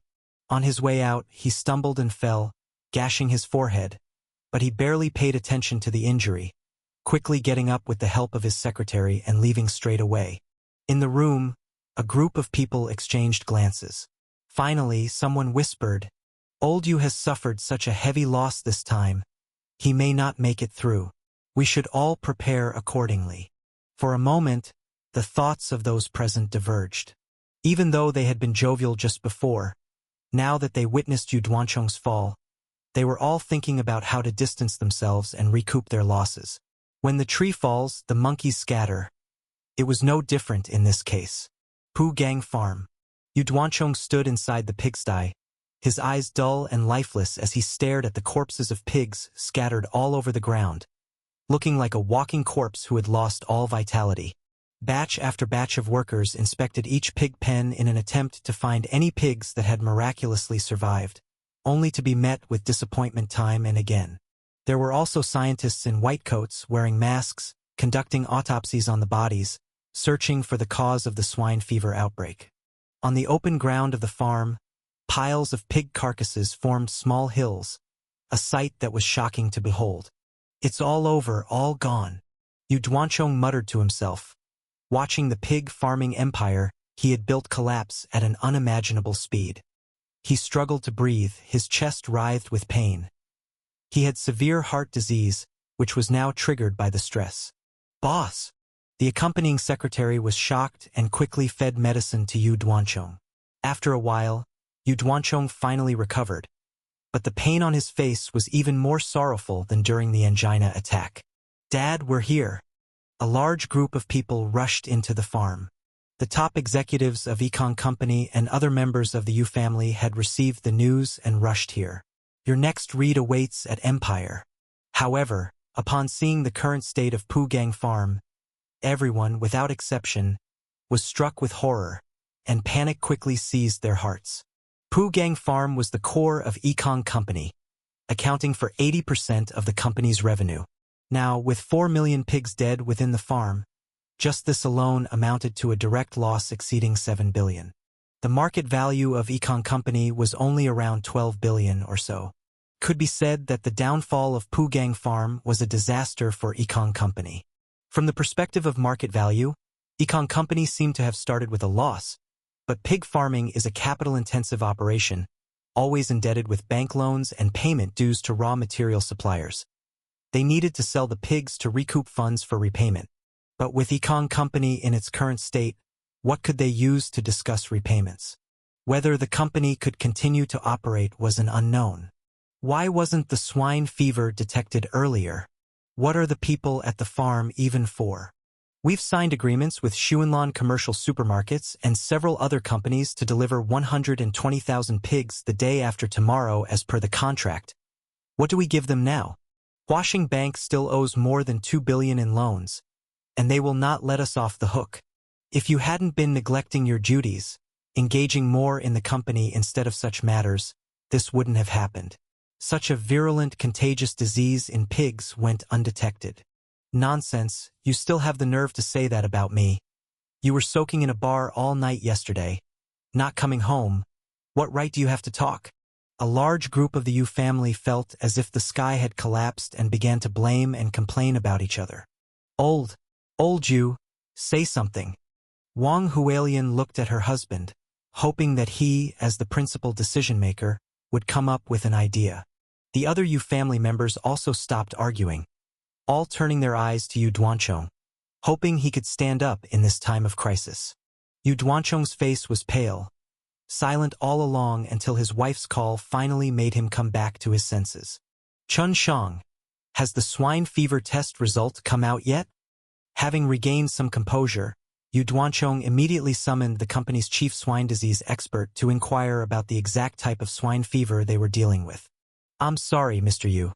This is a type of swine fever virus we have never seen before, and we still cannot detect the cause, responded Chun Shang, who was questioned. As soon as the swine fever outbreak was identified, they conducted tests right away, performing various related tests, but until now they could not find the cause of the swine fever. Is someone poisoning them? Yu Duanchong asked again, a bit suspicious whether it was Mu Hua Company's doing, since they had recently used the same tactic against Mu Hua Company. It's impossible. This is an unprecedented swine fever virus, with no similar cases found anywhere in the world. We're just purely unlucky to have encountered it. Chun Shang shook his head, giving a very certain judgment. Is there a risk of it being a zoonotic disease? Thinking of something, Yu Duanchong's eyes flickered, with a palpable fear in his gaze. Startled, Chun Shang then shook his head and said, there shouldn't be any risk. Although the pork is severely above standard levels, it won't transmit back to humans. All right, thank you, Old Chin, you may go now. After dismissing Chun Shang, Yu Duanchong turned to his family members with fierce determination, gritting his teeth. From now on, no one enters or leaves Pugang Farm. Completely lock down this swine fever issue. Collect all employees' phones, give them enough hush money, and make them all keep their mouths shut. Junior, with your brother-in-law at the Epidemic Prevention Bureau, go back right now and have him issue a batch of animal health certificates for us. We won't let him down afterwards. Huali, you will personally oversee the slaughterhouse, and we must process and send these diseased pigs to the market as soon as possible, and the price can be kept as low as possible. Hearing Yu Duanchong's words, the Yu family members were all shocked. Uncle, this is illegal. A member of the Yu family trembled. The thought of millions of diseased pigs flooding the market made his scalp tingle. So what if it's illegal? Do you want to go bankrupt? Clenching his fists tightly, Yu Duanchong's face twisted fiercely, resembling a demon. The others thought about their own interests, realizing that if Econ Company went bankrupt, they would have nothing left. In a moment, they all fell silent, no longer voicing any objections. Having lived in luxury, the thought of bankruptcy and having nothing was something most of them couldn't bear. The psychology of taking risks began to take over. Big brother, I understand. I'll go to my brother-in-law's myself. The Yu family's junior immediately agreed, supporting his elder brother's decision. Go to the second floor safe, the third level, take those 2 boxes of cigarettes, They are all little yellow croakers. Make sure he cooperates with us. Dad. I'll look for channels to sell off the pork. Yu Shichong also sprang into action, seeking out his connections. The other Yu family members also offered their advice in turn, as after all, the diseased pigs didn't kill people. Yikong Company was far more important. It absolutely must not go bankrupt. After giving his orders, Yu Duanchong had everyone assign tasks. After everyone left, Yu Duanchong smoked, his gaze cold. No one can bring down my Yikong group. No one. Stamping out the cigarette, Yu Duanchong quickly got in his car and left. He had to personally handle matters. With such important assets in Yikong Company, linked to so many people's livelihoods, just by persuading with reason and appealing to feelings, Yikong Company wouldn't fall. Meanwhile, none of them noticed that not far away, several tiny flying insects hovered over the trees, with pinhole cameras attached, quietly recording this entire conversation. And inside the farm, more pinhole cameras silently operated, recording scenes of the swine from falling ill to death. 3 days later, the Xinjing City Flower Festival arrived as scheduled. Xinjing City is a sacred place for flower planting, and it produces a large quantity of flowers for the market every year. Just in Xinjing City alone, the output of flowers accounts for 15% of the local GDP. Therefore, to attract investors, tourists, and purchasers, a grand celebration is held at the festival every year. On the bustling streets, stalls were stacked with various vibrant flowers, and residents and tourists were coming and going, participating in this annual festival. In the central square of Xinjing City, there was an even larger gathering of people. On the south side of the square, a huge screen was set up for promotional purposes by the festival organizers, displaying various promotional videos. Why has the screen changed? A tourist looked at the screen, where the content suddenly changed to a video clearly shot in an automated breeding farm. At first, the video appeared normal, but soon enough, the pigs in the breeding farm began to convulse violently, fall to the ground, and develop worm-like veins protruding from their skin. It seemed as if they had contracted some terrible disease and struggled briefly before dying. More and more tourists and citizens on the square turned their heads and noticed the change in the screen content. Out of curiosity, and as the video continued, some locals recognized that the breeding farm shown was owned by Yikong Company. When that video ended, a new segment appeared. Yu Duanchong, the CEO of Yikong Company, along with a group of senior executives were gathered, secretly planning their strategy. Completely block the news about swine fever. Go to your brother-in-law, get a certificate of animal health, have the slaughterhouse process the infected pigs 24 hours a day, and sell them off at low prices as quickly as possible. In the video, orders issued by Yu Duanchong were being listened to and watched by the crowd on the square.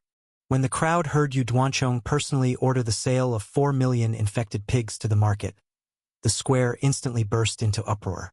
Damn it! Is Yikong Company even human?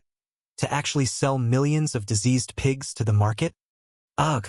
I just bought pork from the market today. Almost all of our local pork comes from Yikong Company. I wondered why the price of pork had dropped so much today. It turns out to be because of the diseased pigs. This boss, I remember his name is Yu Duanchong. He was even once nominated as one of the top 10 outstanding entrepreneurs in the province. I can't believe he's such a rotten scoundrel, stopping at nothing to make money. Curses rose all around the square, particularly from the locals of Xinjing City. Hearing that diseased pigs had entered the market, they were infuriated and wished they could grab Yu Duanchong and beat him up, since the pork they were eating might well be from diseased pigs. What exactly is going on with the screen? Go fix it now.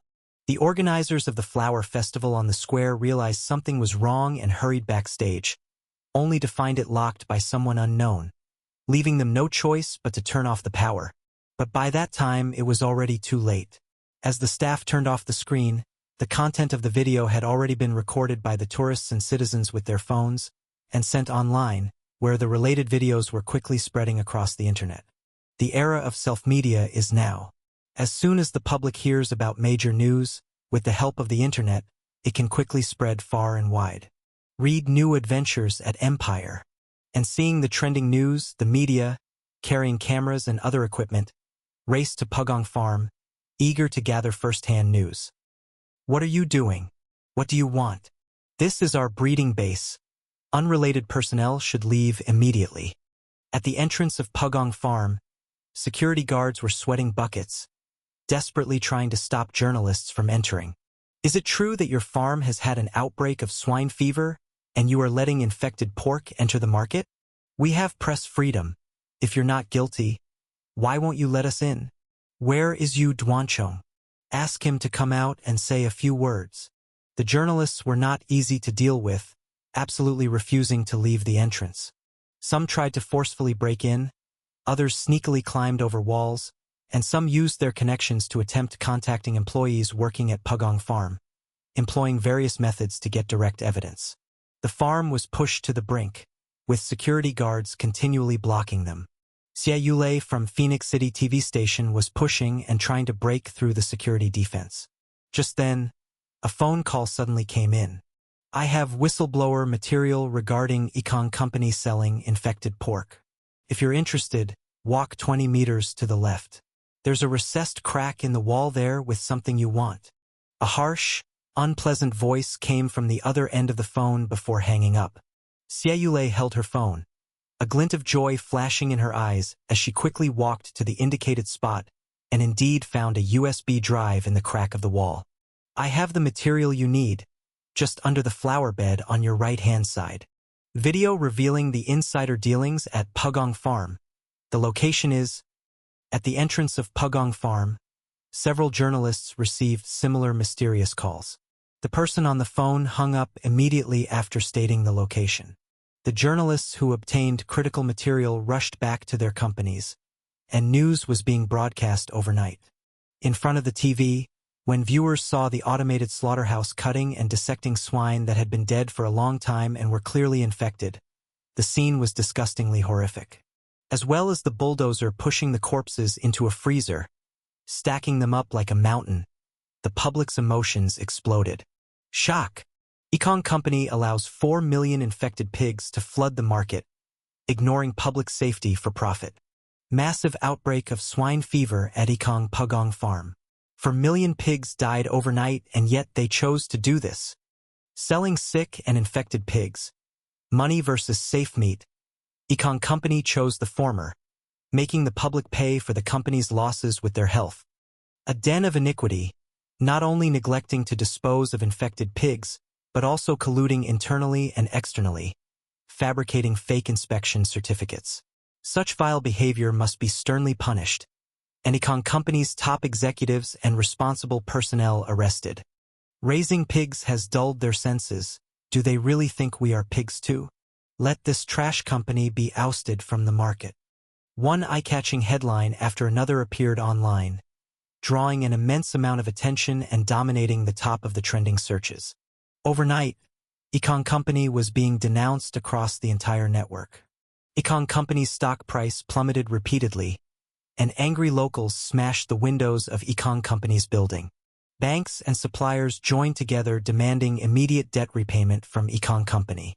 Batch after batch of people brought pork that had come from Ekong Company for testing, and substantial amounts of abnormal data confirmed the reality of infected pigs.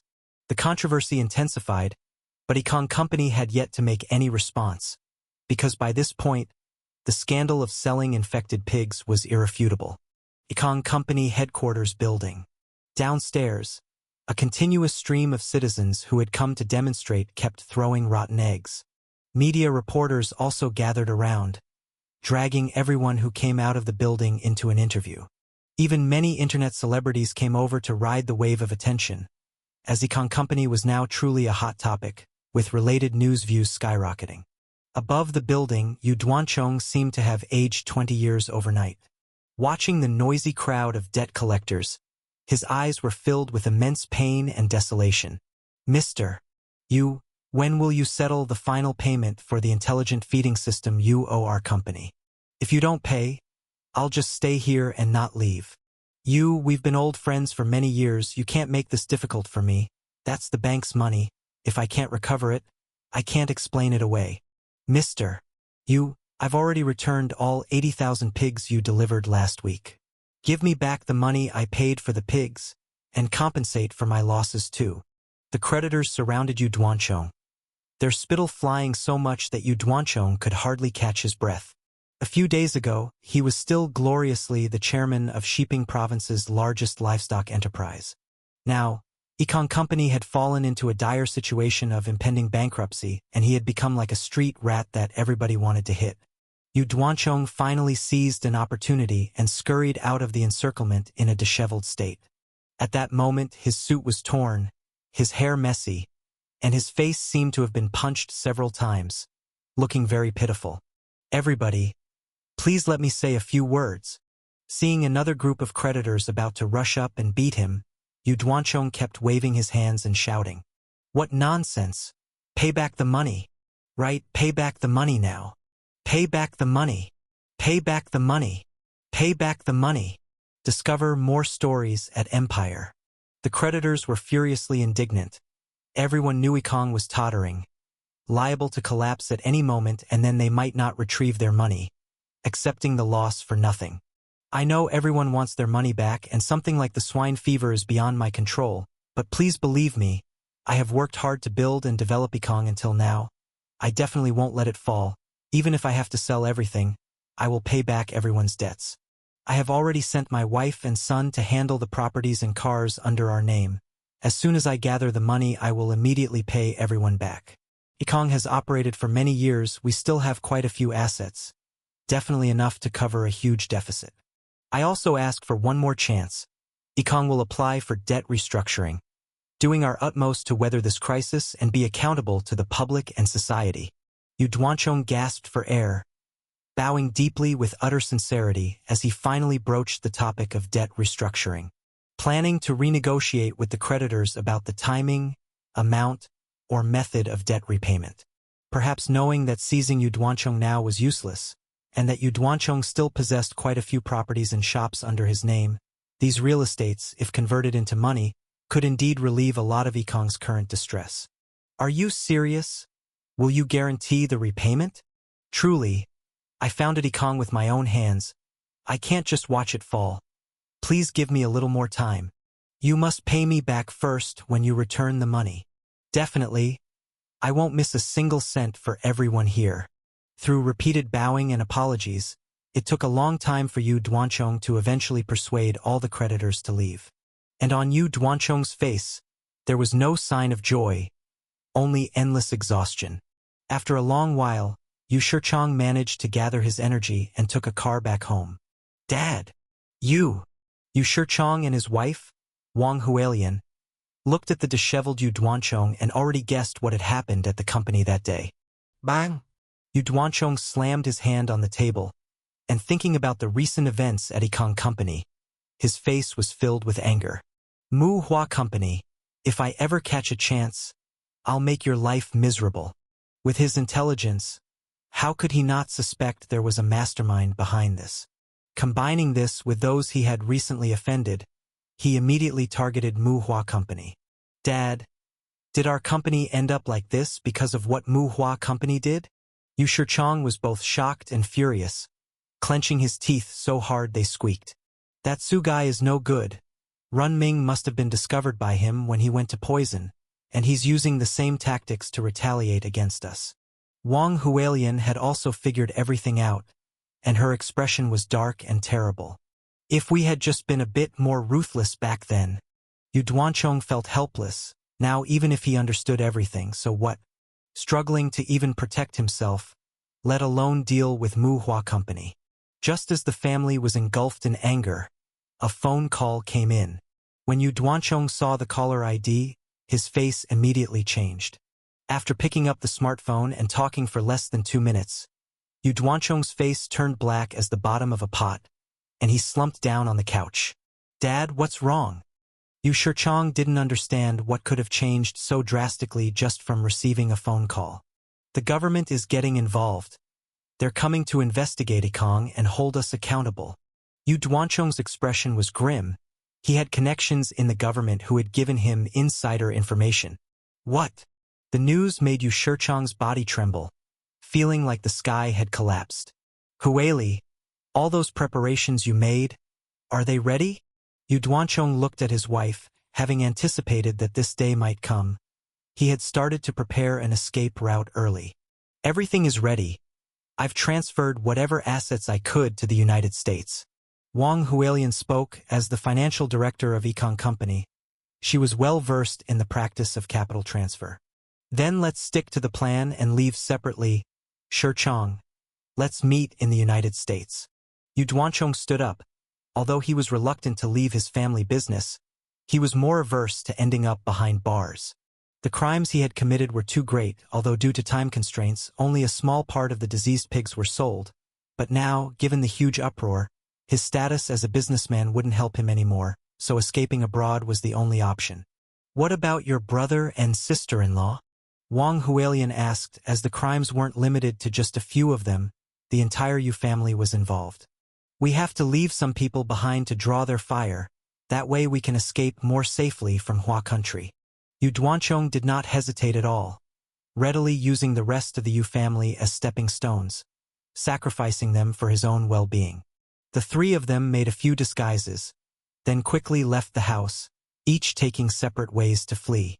Not long after, Econ Company faced its true downfall. The company's only remaining cash flow was embezzled, and with the core leaders fleeing, this large breeding enterprise collapsed thunderously, teetering on the brink of bankruptcy.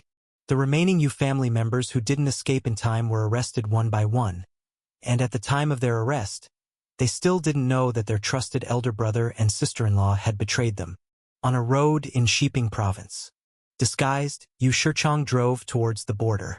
Shiping Province bordered Anan country, with the provincial capital only a few hundred kilometers from the border. His parents had long since arranged for contacts to meet him, assuring that once he crossed the border into Anan country, he would be completely free from the mess in Hua country. At a gas station, Yu Shirchong got out to refuel and bought some snacks. As his destination grew near, a glint of excitement appeared in his eyes. Still want to catch me? Wait till I get to the United States. With the millions of US dollars my parents left there, I can live comfortably for the rest of my life. Thinking about continuing his good life in the United States, his dejection at leaving his homeland gradually dissipated as he started to indulge in fantasies of a bright future. Lost in his daydreams, he drove onto a large bridge, beneath which turbulent waves surged. Thud! A noise sounded, as if the car had been struck by something. Yu Shirchong looked back instinctively, but it was that one glance that brought an image he would never forget. A pale, eerie arm was resting on his car window, the distinct lines on the palm visible through the white skin mottled with livor mortis, the fingers slowly tapping, grinding the glass, trying to worm their way inside. In extreme fear, Yu Shirchong's mind went blank, and he slammed on the brakes hard, veering off course. Subsequently, the car broke through the guardrail and plunged into the churning river below. The vehicles passing by stopped, attempting to rescue, but the car gradually sank into the water. Given the high drop between the river's surface and the bridge, jumping down would be fatal, so they could only watch as trails of white bubbles emerged from the river until both car and man were swallowed by the water. Inside a hotel suite, pseudonymously registered, Wang Hualian was taking refuge here. She was about to leave Shiping Province tomorrow, preparing to take the ferry to Hong Kong Island, her visa and paperwork already in order. Beep beep. Listening to the busy signal coming from the phone, Wang Hualian hung up and frowned, saying, "This child, why doesn't he answer the phone? I hope nothing has happened." Feeling anxious, she had only this one son, and the escape route she had planned for him was very safe. But now she couldn't get through to him at all. She feared the police might have discovered him. No, my plan can't be wrong. The more Wang Hualian thought about it, the more anxious she became, and she got up to open a window for some air. Whoosh whoosh, the cold wind blew in from outside. Wang Hualian was just about to turn around when she noticed something wriggling on the left side of the windowsill. Upon closer inspection, she saw a mass of hornets gathered there, as if the swarm had split to form a new nest and was temporarily resting here. The movement of opening the window disturbed the bees. The aggressive hornets took flight, as if commanded by someone, and dive-bombed Wang Hualian with a clear target, completely covering her before injecting their stingers into her skin. Wang Hualian, accustomed to a life of luxury, could not bear the agony. Her screams echoed far and wide as she frantically tried to swat at them and shut the window. But she lost her footing due to the frantic movement and tumbled out of the window. Thump! On the street below the hotel, a body fell from the sky, slamming forcefully onto the pavement. Pools of bright red blood seeped out from under Wang Hualian's body as onlookers quickly gathered around. By the time the ambulance arrived, the body was already cold. Xinjiang City, Kunyan International Airport. A man donning a baseball cap and clad in thick clothes appeared here. It was none other than Yu Duanchong, who had gone through a transformation in his appearance. Attention passengers bound for Shanghai, your flight CY2926 is now open for check-in. Please proceed to counter 17-4. Read the latest on Empire. As he listened to the airport's public address system, Yu Duanchong kept checking his watch.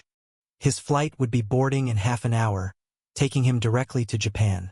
Once there, he would be as free as a bird in the sky. Why does time pass so slowly? Yu Duanchong took deep breaths continuously, feeling a nervous urge to urinate. Looking around, he lowered the brim of his cap and headed to the restroom. It was almost back to back. Just as Yu Duanchong had entered the restroom, a figure holding a under-maintenance sign placed it at the entrance and followed closely behind him. After relieving himself and giving his body a shake, Yu Duanchong zipped up and bent over the sink to wash his face thoroughly. It was at that moment that someone patted his shoulder, accompanied by an unfamiliar voice. "Mr. Yu, I believe this is our first meeting, isn't it?" Yu Duanchong jerked his head up and found a strange young man standing behind him, who had appeared out of nowhere. "You are..." Mohua Suji. Yu Duanchong, of course, recognized his competitor, having seen his photo before. "Hee, Mr. Yu. I hope you're in good health." The smile on Su Jie's face was as refreshing as a spring breeze. But to Yu Duanchong, it was devilish. You, it was all you're doing behind the scenes, wasn't it? My company, my family, they were destroyed because of you. Yu Duanchong's emotions flared up suddenly. If looks could kill, Su Jie would already be riddled with holes. What goes around comes around. When you said you wanted to show me your methods, Mr. Yu, I didn't expect Econ Company to collapse after just a little bit of business rivalry. Su Jie shrugged his shoulders, then added, "By the way, I'm not one to kick someone when they're down. To spare you the heartbreak of seeing Econ Company go bankrupt, I've had Muhua's PR team head out, ready to take over Econ Company. I wonder if this will ease your mind a bit. This is what you call a stab to the heart." Su Jie was doing exactly that. First, he ruined your company, and then, right in front of you, he planned to acquire it, claiming your life's work for his own. You. Yu Duanchong glared at Su Jie, and overwhelmed by fury, clutched his chest as his angina acted up again. "Don't be so angry, look at you. And if I tell you that I preemptively sent your son and wife to reunite in hell, would you want to kill me even more?" Su Jie's smile grew even brighter as the words he spoke completely shattered Yu Duanchong's last psychological defenses. "I'll kill you." Before he could finish his sentence, a Yin soul passed through his body, eerily appearing behind him. Affected by the Yin soul, his angina intensified. He collapsed to the ground, trembling as he fished for medication in his pocket. TSK, if your heart is weak, you shouldn't be so greedy. Why bother?" As he knelt down, Su Jie took the medicine bottle from Yu Duanchong's desperate hands. "Don't rush. I'll soon send you down to join your son and wife, so they won't feel lonely. A family should be together after all. Of course, don't think you can get away so easily. This Yin soul was cultivated at Pu Gang Farm, and it seems to really like you. It plans to accompany you on this final journey." Yu Duanchong's pupils dilated continuously as he watched Su Jie turn and leave. Behind him, the Yin soul revealed a sinister, eerie smile. As Yu Duanchong watched with immense horror, the soul drew closer little by little, tormenting and toying with his spirit. Trending topics. Number 1. Recently, the fugitive Yu Duanchong was found dead at Kunyan Airport, and after a police autopsy, it was determined that the cause of death was a myocardial infarction. Number 5. All involved with the Kang Yu family have been captured, and their judgment day is set. They will face severe legal penalties. Number 13. Ekong Company is facing bankruptcy. It is known that Mu Hua Company has officially launched an acquisition bid, willing to negotiate on debts and assets. Number 25. The general manager of Mu Hua Company, Lu Yingying, stated she will ensure the original employees' benefits remain unchanged and continue to expand the production of pig farming. In the villa in Xinjiang City, Su Jie lay on the sofa, browsing through the news on his phone, with Ekong Company frequently appearing in trending searches. Click. The door was pushed open, and Lu Yingying, dressed in uniform, entered and sat down next to Su Jie, her face showing signs of fatigue from work. What's the situation now? Su Jie put down his phone and inquired about the progress of today's acquisition. It's almost confirmed that Ekong Company will be sold as a whole. We're still discussing the defaulted debt, initially planning to. Lu Yingying reported the details of today's meeting.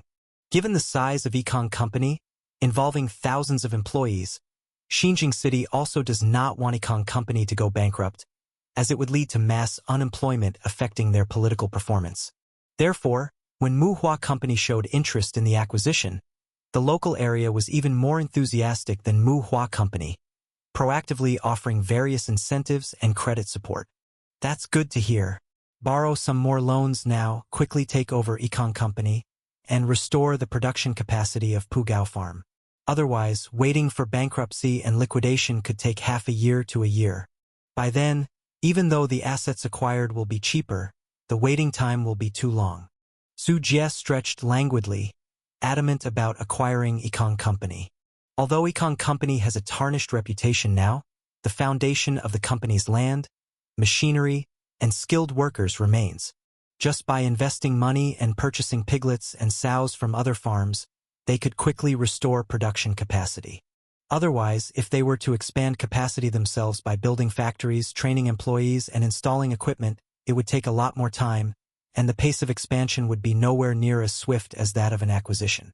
If they could swallow Ekong Company and restore its production capacity, by then, Mu Hua Company's annual output of pigs could reach over 10 million, enough to enter the top 10 of Hua Country's pig farming companies. Su Jie was doing this because he valued the in-soul output from farming. Martial power was the very foundation of Su Jie's status. Listening to Su Jie's plans, Lu Yingying brought up a problem.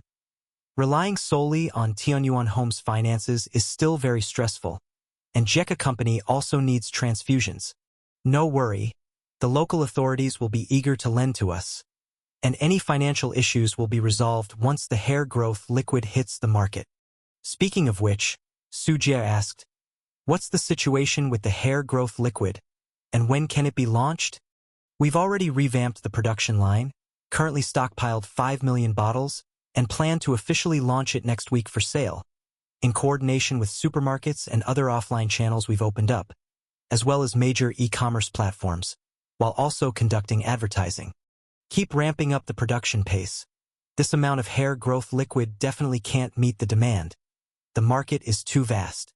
Su Jie said without hesitation, identifying this as a larger cash flow source than the home market. With over 200 million potential users in Hua Country alone, it's imperative to fully tap into this potential. The new production line is still being installed, but once it's in place, our capacity will increase dramatically. Once the product is launched, I'll accompany you back to see our parents. Promise. Hearing Su Jie say this, Lu Yingying was overjoyed, hugged Su Jie's neck and kissed him, eager to dominate like a female knight. Su Jie naturally wouldn't indulge Lu Yingying and quickly left her disarmed and begging for mercy after a fierce bout. Another night of passions stirred under tumultuous skies. Ghost Ridge Palace. In the manor, Su Jie was sitting on a recliner with a fire beside him radiating warmth, making it quite cozy. A few maids were nearby, busy preparing fresh juice as per Su Jie's orders, pressing fruits collected from the mountains into juice. Young master, it's ready. The maids cautiously presented the juice to Su Jie. It tastes good. Su Jie took a sip and nodded in satisfaction. Master, someone is waiting for you outside. Uncle Fu hurried over, bowing as he reported. I know. Standing up from the recliner, stretching lazily, several maids quickly draped a fur coat over Su Jie. He walked slowly to the front hall, where it was still snowing outside, and several outer disciples were waiting, all belonging to the branch under Taoist Chiu. Next to them, freshly cut trees were piled up. Brother Su, do you think these trees are enough? An outer disciple spoke up, his name Duan Guanghai, at the 4th level of Yunling realm, like the other disciples at the 3rd level of Yunling realm, had come forward to serve after Su Jie became an inner disciple. Looking at the high piles of rare woods like golden nan wood, small leaf rosewood, and yellow pear wood, Su Jie no longer needed to personally go to the forest to cut wood ever since he had disciples to serve him. That's enough. Go ahead and use them. Tossing a small bag that contained blood marrow crystal, Su Jie was not letting them go unrewarded. Brother, how could we accept money for such a small favor? Duan Guanghai hesitated.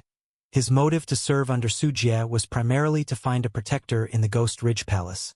Having an inner sect disciple as a backer was indeed a prestigious matter. Just take it if I tell you to. I don't lack this bit of money. Su Jie waved his hand dismissively. Duan Guanghai nodded in agreement, and the other disciples also showed happy expressions. It seemed that Su Jie was an easygoing senior, unlike the typically haughty inner sect disciples. I just came out of seclusion.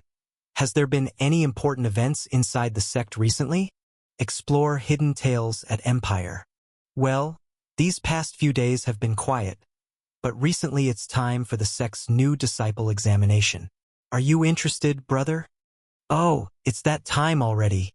Su Jie was momentarily surprised, recalling that he had also entered Ghost Ridge Palace around this time last year. A year had passed, and he was already an inner sect disciple, his promotion speed being notable among the disciples. Let's go have a look together. Su Jie, having nothing else urgent, pulled his fur coat tighter, left the manor, and came to the open space outside the mountain gate of the Ghost Ridge Palace.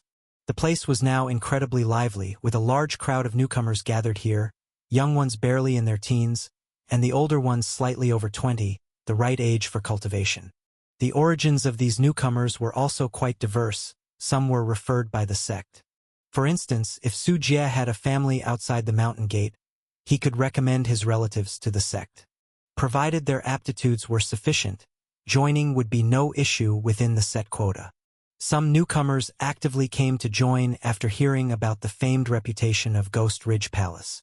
Even though Ghost Ridge Palace was a demon cultivation sect known for its notorious cruelty, many people still joined without second thoughts, driven by the desire for power and the hope of becoming immortals.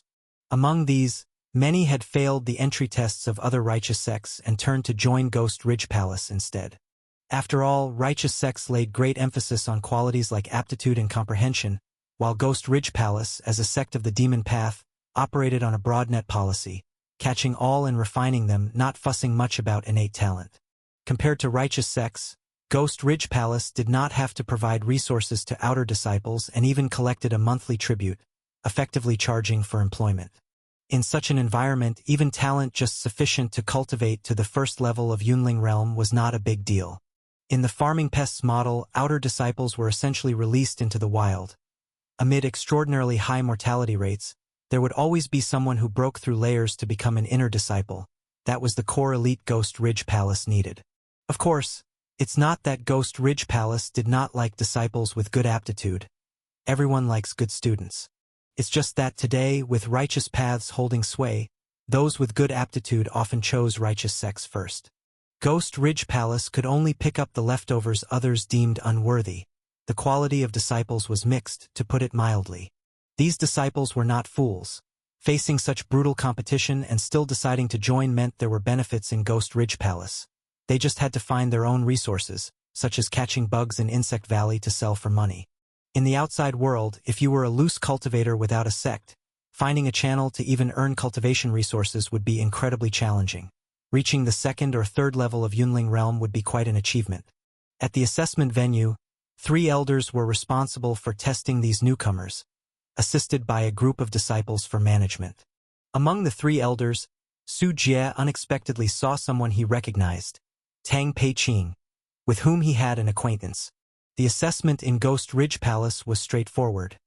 They did not test basic physical strengths. Having managed to travel through mountains and rivers to get here, their physical strength inevitably was up to mark. At a testing formation, the 3 elders controlled the array, allowing the newcomers to enter one after another. Depending on their aptitudes, the formation would give different feedbacks. While not guaranteed to be 100% accurate, it was correct most of the time.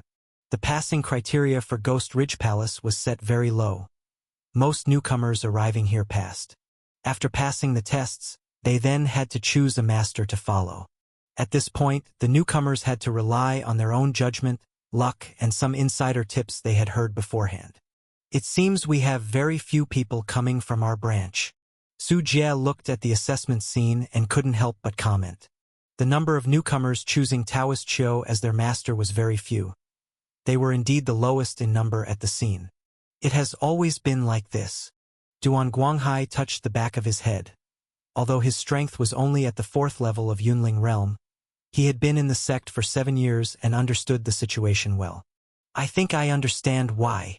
Su Jie thought about Taoist Qiu's high monthly fee, typically twice that of other elders, plus adding the presence of Yuan Xian, a little witch in the branch who liked to seduce disciples and brand them as servants. Newcomers also received tips from each other. Hearing about this situation, they naturally chose to stay away. The rest either were unaware of the details or were simply headstrong. Su Jie initially belonged to the former. While they were talking, a commotion suddenly erupted at the venue. On the assessment array, glows flashed, looking like dancing jade belts in the air. A young girl stood in the array, appearing somewhat bewildered. Class A, top quality. It's rare to encounter someone with excellent aptitude. Tang Peiqing stroked his beard and asked kindly, "What's your name?" Although Ghost Ridge Palace did not prioritize aptitude, having it was certainly better than not. My name is Zhu Qingya."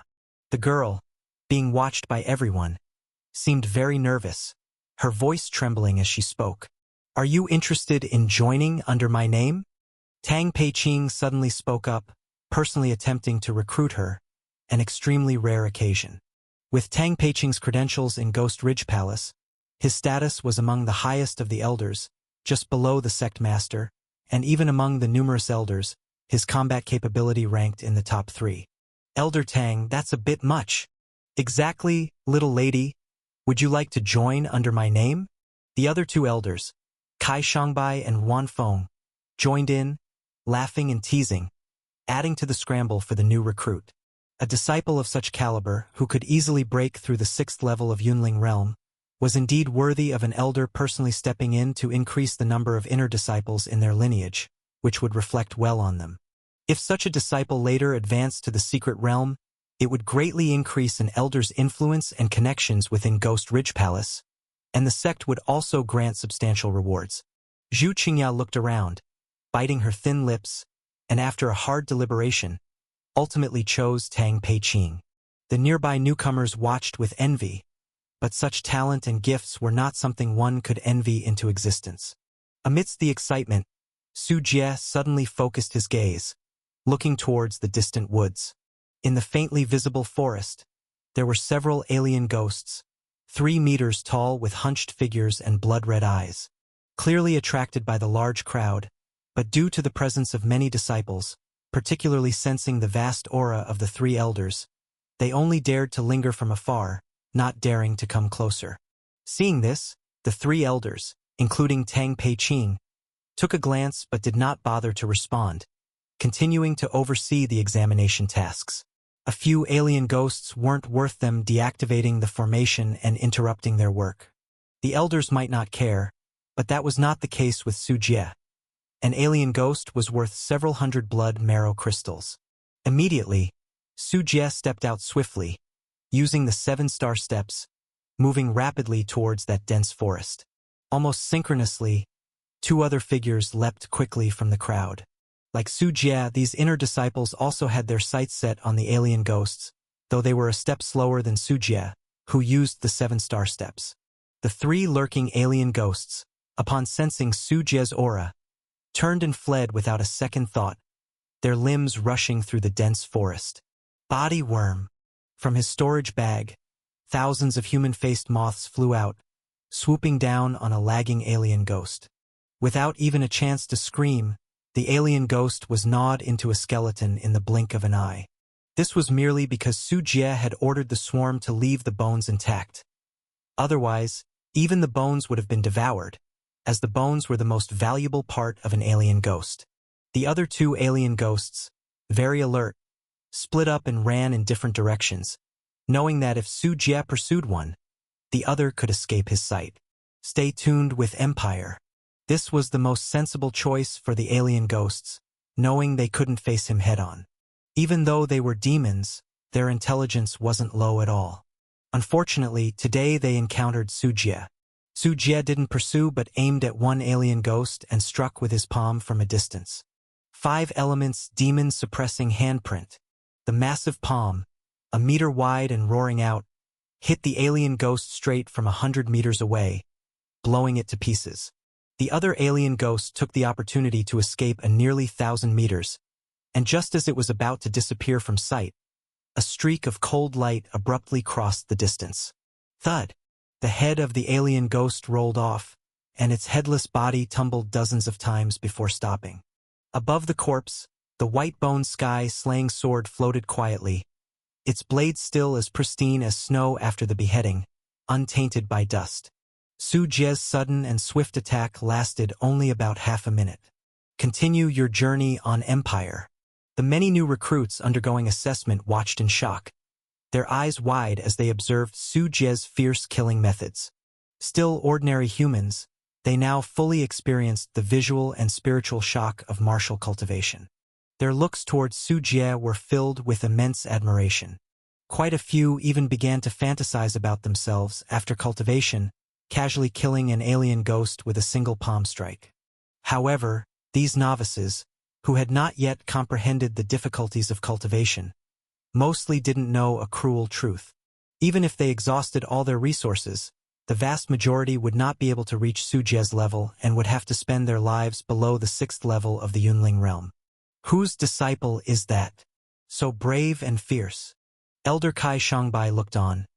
It was no problem for an inner disciple to handle 2 or 3 alien ghosts, but to do so as cleanly and decisively as Su Jie was not simple. From Taoist Chou's side, quite capable indeed. Tang Peiqing nodded slightly, having some recollection of Su Jie.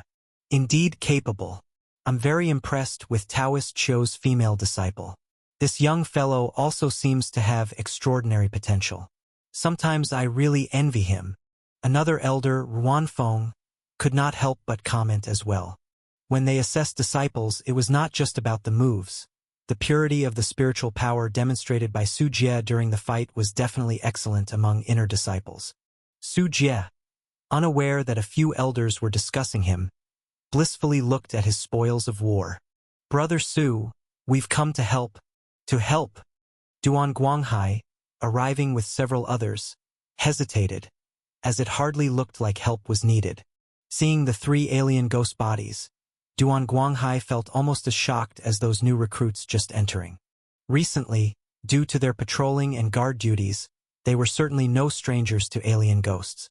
Just one of these demons could easily annihilate a small team. Yet, in front of Su Jie, they were like rabbits, only knowing how to flee in an ignoble fashion, and quickly dealt with in a few moments. This also made it clear to them just how vast the gap was between themselves and an inner disciple. Go pick up that alien ghost body over there. With a command from Su Jie, Duan Guanghai quickly stood, ready to go. Just then, 2 inner disciples approached, a man and a woman. The man had a golden red gourd hanging at his waist, and the woman had a graceful figure with skin white as snow. These 2 had started out at the same time as Su Jie but were just a bit slower, and the alien ghosts had already been disposed of by Su Jie. Fellow Taoist, what you see you share. I'll take a share. The man with the gourd saw the dead alien ghosts, smiled, and reached out to take one. The woman did the same, perhaps thinking that with 2 against 1, Su Jie wouldn't dare to oppose them. However, Su Jie's eyebrows raised, and the white-boned sky-slaying sword whooshed in. Had the gourd carrier not quickly withdrawn his hand, his arm would have been directly severed. "Did I say you could move?" Su Jie's voice was calm, but the murderous intent it carried quieted the surrounding air. The smile disappeared from the gourd man's face, and he looked unfriendly.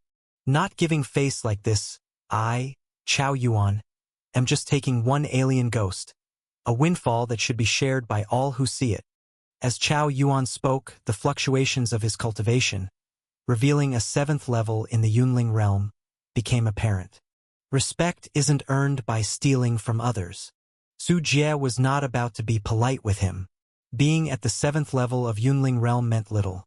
Su Jie had faced and defeated higher before. Thinking he could be scared off was wishful thinking. "I remember you just got promoted to inner disciple called Su something. I'm your senior sister, Nan Wenli. Leave this alien ghost to me, and in return, I'll spend a night with you." The other inner disciple, Nan Wenli, smiled enchantingly, her delicate fingers tracing her red lips, her eyes seductive, as she made her exchange offer. "Are you embedding blood marrow crystals in there? I can't afford that. Find some other sucker." Su Jie's face was full of disdain. What a joke, an alien ghost was worth over 600 blood marrow crystals. With a monthly rate of 100 blood marrow crystals, it amounted to half a year's salary. He certainly wouldn't throw half a year's pay into just one operation. Upon hearing this, Nan Wenli's face immediately soured, as if Su Jie had just stopped short of saying she wasn't worthy. Duan Guanghai and the others twitched at the corners of their mouths. Su Jie's words made them want to burst out laughing, but in front of the inner disciples, they had to hold it in. "Is that funny?" Though Duan Guanghai and his group made small movements, Nan Wenli still noticed, and a cold light swept towards them. Clang! A metallic clash rang out as the white-boned sky-slaying sword sent a golden hairpin flying, a lower-grade intermediate magic artifact, aiming for the lives of Duan Guanghai and the others. Duan Guanghai was terrified. He had merely moved his lips slightly, yet this woman had taken it to heart. "Killing my people right before my eyes. How absurd. Hitting a dog depends on the owner." Nan Wenli's behavior made Su Jie's face turn cold. Nan Wenli laughed in extreme anger. "A newcomer who was just promoted. You're at most at the 6th level of Yunling realm, aren't you? The younger generation is indeed arrogant. You need to learn how to respect your seniors. Aren't you also at the 6th level of Yunling realm?" With a single sentence from Su Jie, Nan Wenli was seriously angered. Su Jie had seen through her level during their brief exchange. "I'll spare you this time. Hand over 3 alien ghosts and kowtow, then we'll let this go." Chao Yuan approached Su Jie, his impressive aura making Duan Guanghai and the others shiver. "I'll say it once more. Hand over the alien ghosts and I'll spare you." Seeing Su Jie unresponsive, Chao Yuan continued to advance, confident that with his cultivation at the 7th level of Yunling realm, defeating one at the 6th was absolutely achievable. "You guys leave this place." Su Jie waved his hand, his gaze never leaving Chao Yuan and Nan Wenli. Duan Guanghai and the others felt as if they had been granted amnesty, quickly distancing themselves from Su Jie, lest they be caught in the fray and die for unclear reasons. The youngsters are stirring things up again. From a distance, Tang Peiqing watched the tense scene, showing no intention of intervening. Inner sect disciples were also promoted from outer disciple. Their strength improved, but their temperament would not change. Those capable of advancing to inner disciple were no easy opponents, and it was normal for them to compete sharply with each other. However, disciples of this level wary of each other seldom took action. "Who do you think will win?" "I'm betting on the newcomers, Chao Yuan and Nan Wenli." Kai Shangbai was excited, favoring Chao Yuan and Nan Wenli. 2 against 1. "I'll also bet on the newcomers." Ruan Feng made the same choice. On paper, Su Jie really was no match for the two. "Then I'll go for Su Jie. Otherwise this betting won't take off." Tang Peiqing laughed and shook his head, his words also leaning towards Chao Yuan and Nan Wenli. Although Su Jie had performed well when killing the alien ghosts, the odds were against him in a 2-on-1, not to mention an unequal fight. Winning would be highly difficult. Many newcomers and disciples also noticed the disturbance, casting their interested glances toward it. Many hadn't seen inner disciples spar before. "Hurry up! Help me give that bastard a good thrashing." Among the crowd, Zhu Qingya clenched her teeth, muttering softly. Su Jie summoned back the white-bone sky-slaying sword and watched the two approaching figures with an expressionless face. His eyes darkened as he said, "Stop now, and I might let you off the hook. Otherwise, once we start fighting, it won't end so easily." Chao Yuan seemed to have heard a joke and burst into laughter. "Haha! Do you really think you can beat me? How about this? If you can even land a hit on me, I'll scram." With just a single word, Su Jie made his intentions crystal clear. Chao Yuan sighed lightly and patted the golden gourd at his waist. "Turn around, my treasure." Whoosh! Boom! A beam of black light shot out from the mouth of the gourd, accompanied by the sound of thunderous explosions. The black light headed straight for Su Jie's chest, revealing itself to be a 3-foot-long low-grade advanced flying sword. Su Jie channeled the green rainbow sword technique, and the white-bone sky-slaying sword spun to meet the attack, tangling the two flying swords in battle immediately. In the forest, a black and a white sword intertwined and shot back and forth, moving too fast to see clearly, looking like a black and white aurora tangling together. Wherever they passed, ancient trees collapsed, boulders shattered, and the ground was crisscrossed with a maze of deep ravines and fissures. The newcomers in the distance watched, dumbstruck, feeling as if their field of vision were enveloped by the deadly murderous intent hidden in the beautiful aurora.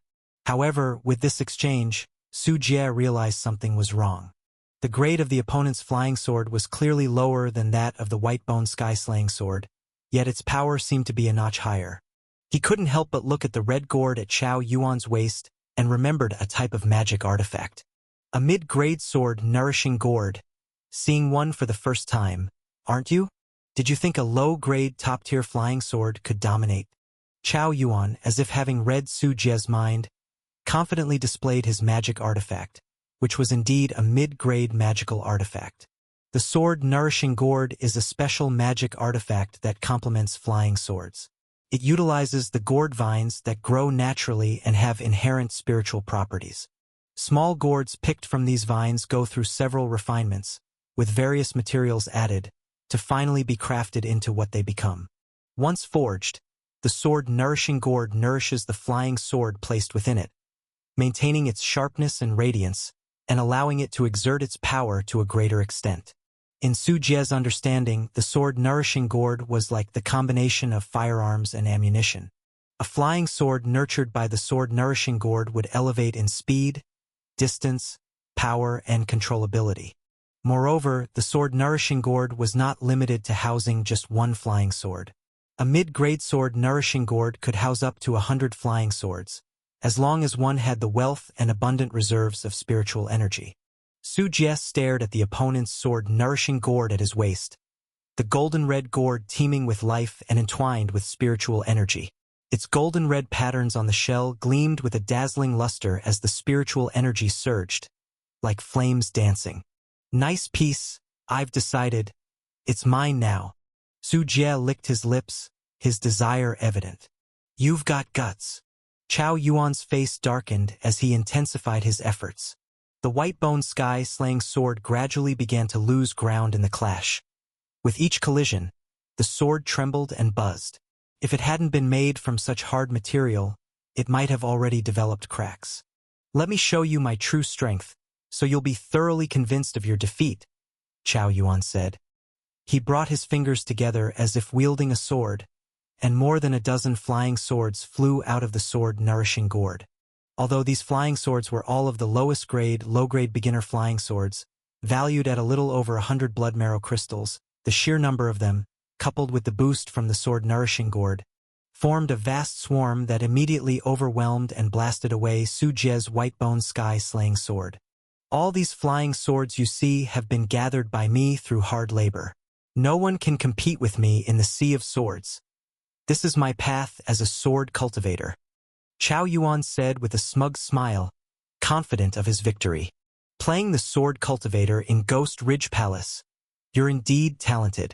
Su Jie said speechlessly, realizing that in the realm of flying swords, he was indeed no match for Chao Yuan. Brother Chao, let me help you. Nan Wenli, unwilling to be left out, saw Chao Yuan's impressive display and, waving her sleeve, summoned her life-bound poisonous insect. A 5-meter-long, low-grade first refinement evil horned beetle. At the same time, she employed the bodyworm focusing method, and one after another, robust flame locusts emerged from the insect control bag and swarmed towards Su Jie. But Chao Yuan was not grateful, feeling that Nan Wenli was just there to take advantage of the situation. He again manipulated the torrent of flying swords towards Su Jie, hoping to reap even more benefits afterward. It seems the fight is about to end. The many disciples watched intently as Kai Shangbai made his conclusion. Your next chapter is on Empire. He hasn't used his poisonous insects yet, but it probably won't last much longer. Ruan Feng also made the same judgment, doubting Su Jie's chances of victory even if he resorted to his insects. Let's not end up with a loss of life here, Tang Peiqing hadn't finished his sentence when he suddenly noticed something, paused mid-sentence, and turned his head in surprise towards the battlefield. There, Su Jie faced the joint attack of 2 inner sect disciples, his expression unchanged. He did not summon his trump card, the 1,000-handed centipede, but instead pulled out the 10,000 soul banner from his chest. The soul yearns for life, while the shade yearns for death. With a gentle wave of the 10,000 soul banner, the scene was immediately filled with flying sand and stones, and the sounds of ghosts wailing and wolves howling echoed from all directions. The approaching swarm of flame locusts trembled slightly, as if sensing something unsettling. On the surface of the banner, myriad Yin souls revealed their forms. Vague and ghostly shapes with hollow and eerie gazes set upon all living beings, surging out of the banner like a tide. The sky grew dark. 10,000 Yin souls wildly danced in the air, casting a shadow that covered the heavens. One by one, the flame locusts fell like rain. In the instant they were pierced by the Yin souls, their spirits were taken, leaving behind merely warm corpses as they fell. Humans have 3 souls and 7 spirits: the heavenly soul, the earth soul, and the life soul. Of the spirits, there are 7. 1 is the heaven surge, the 2nd is the spirit wisdom, the 3rd is chi, the 4th is strength, the 5th is the central hub, the 6th is essence, and the 7th is heroism. With another wave of the soul summoning banner, it flapped loudly, and a scent of blood began to permeate the air. 10,000 Yin souls shrieked in unison, forming a terrifying tapestry. The atmosphere transformed. A bloody mist permeated, and the ground turned ominously dark. Layers of black clouds churned as if night had descended, with silence and stillness that pressed heavily around them. The howling wind caused Chao Yuan and Nan Wenli to stumble backwards repeatedly, their faces as foul as if they had swallowed flies. Are you ready? Which soul, which spirit, do you wish me to pluck? Su Jie's eyes were filled with cold indifference as he waved the soul-summoning banner one last time, unleashing the 10,000 Yin blood nether array. A river of blood flowed from the sky above as if billions of ghosts were wailing and moaning in the air. A bridge spanned across the river with strange corpses suspended from it. Human limbs rose and fell in the blood river amidst a scene like the apocalypse, as if the gods were enraged and ready to punish all beings. When the formation activated, bizarre phenomena occurred within a radius of several hundred meters. Accompanied by the shrieks and wails of Yin souls, tens of thousands of them fused to form a blood river. With a thunderous roar, the blood river surged downwards, its violent waves rolling in, sweeping up the atmosphere between heaven and earth. Dust, sand, and leaves whirled up in the fierce winds as the formation rendered the illusory into reality, inflicting tangible harm and bringing terror into the world. The mere sight of it from afar caused the disciples' bodies to chill and their souls to tremble. For Chao Yuan and Nan Wenli, who were in the midst of it, the sense of fatal threat was even greater. With no time for further reaction, the roaring blood river covered them, and Chao Yuan's dozen or so flying swords became like drunken flutterers, wavering erratically in the air before one after another fell to the ground. It was as if the essence, energy, and spirit of the flying swords had all been dissolved by the blood river. Cultivators control flying swords by imbuing them with their essence, energy, and spirit. This allows them to wield the swords as extensions of their limbs. Yet Yin souls are uniquely adept at countering the spiritual soul energy. What the hell is this thing? Cold sweat instantly broke out on Chao Yuan as he watched his falling swords, completely confounded by what kind of magic artifact his opponent had unleashed to be so terrifying. Nan Wenli's face was even paler, her flame locusts almost completely wiped out.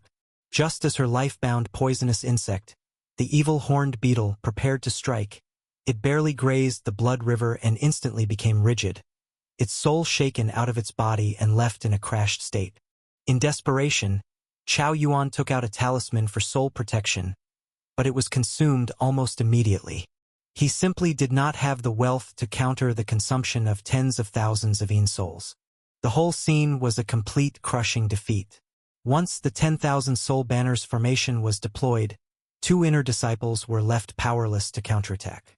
It wasn't that the two truly lacked strength, but rather that attacks targeting the soul were unconventional, and neither of them had much in the way of countermeasures.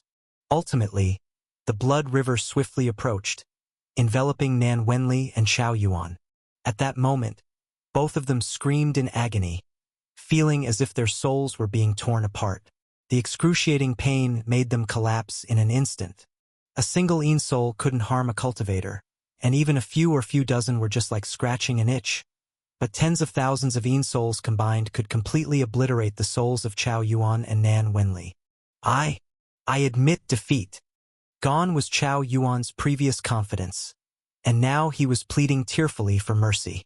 And Nan Wenli was even worse off, simply sitting on the ground motionless. Upon closer inspection, one would see her soul had been knocked out of her body, and sinister and twisted Yin souls were gnawing at it. This pain, far worse than physical injury, meant that within a few seconds, her entire soul would be devoured. Don't take their lives. Their master is not someone to be trifled with.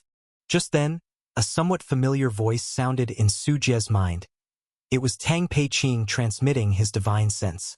Su Jie pondered for a moment, then waved his hand, dispersing the thousands of entwining Yin souls. He then walked over to the injured Nan Wenli and Chao Yuan, unceremoniously plucked the golden-red sword nourishing gourd from Chao Yuan's waist, picked up the scattered flying swords from the ground, and stripped Nan Wenli's storage bag, taking out numerous talismans and magic artifacts within. Chao Yuan watched with wide eyes but dared not utter an extra word. Such was the rule among inner disciples: if you lose a fight, the victor has the right to take control of the loser's wealth. The only reason he was still alive was that this place was Ghost Ridge Palace. Outside, even his life might have been forfeited. This is the heavenly soul sex magic skill. It seems he has had some extraordinary encounters outside. Tang Peiqing recognized the 10,000 soul banner, having witnessed its power during his earlier travels. Indeed, this art is terrifying.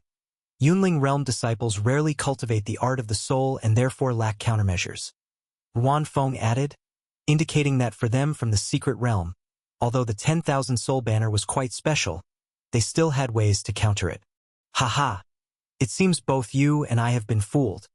This kid has kept a low profile. Kai Shangbai laughed heartily, and with the 10,000 soul banner's appearance, he instantly secured the victory.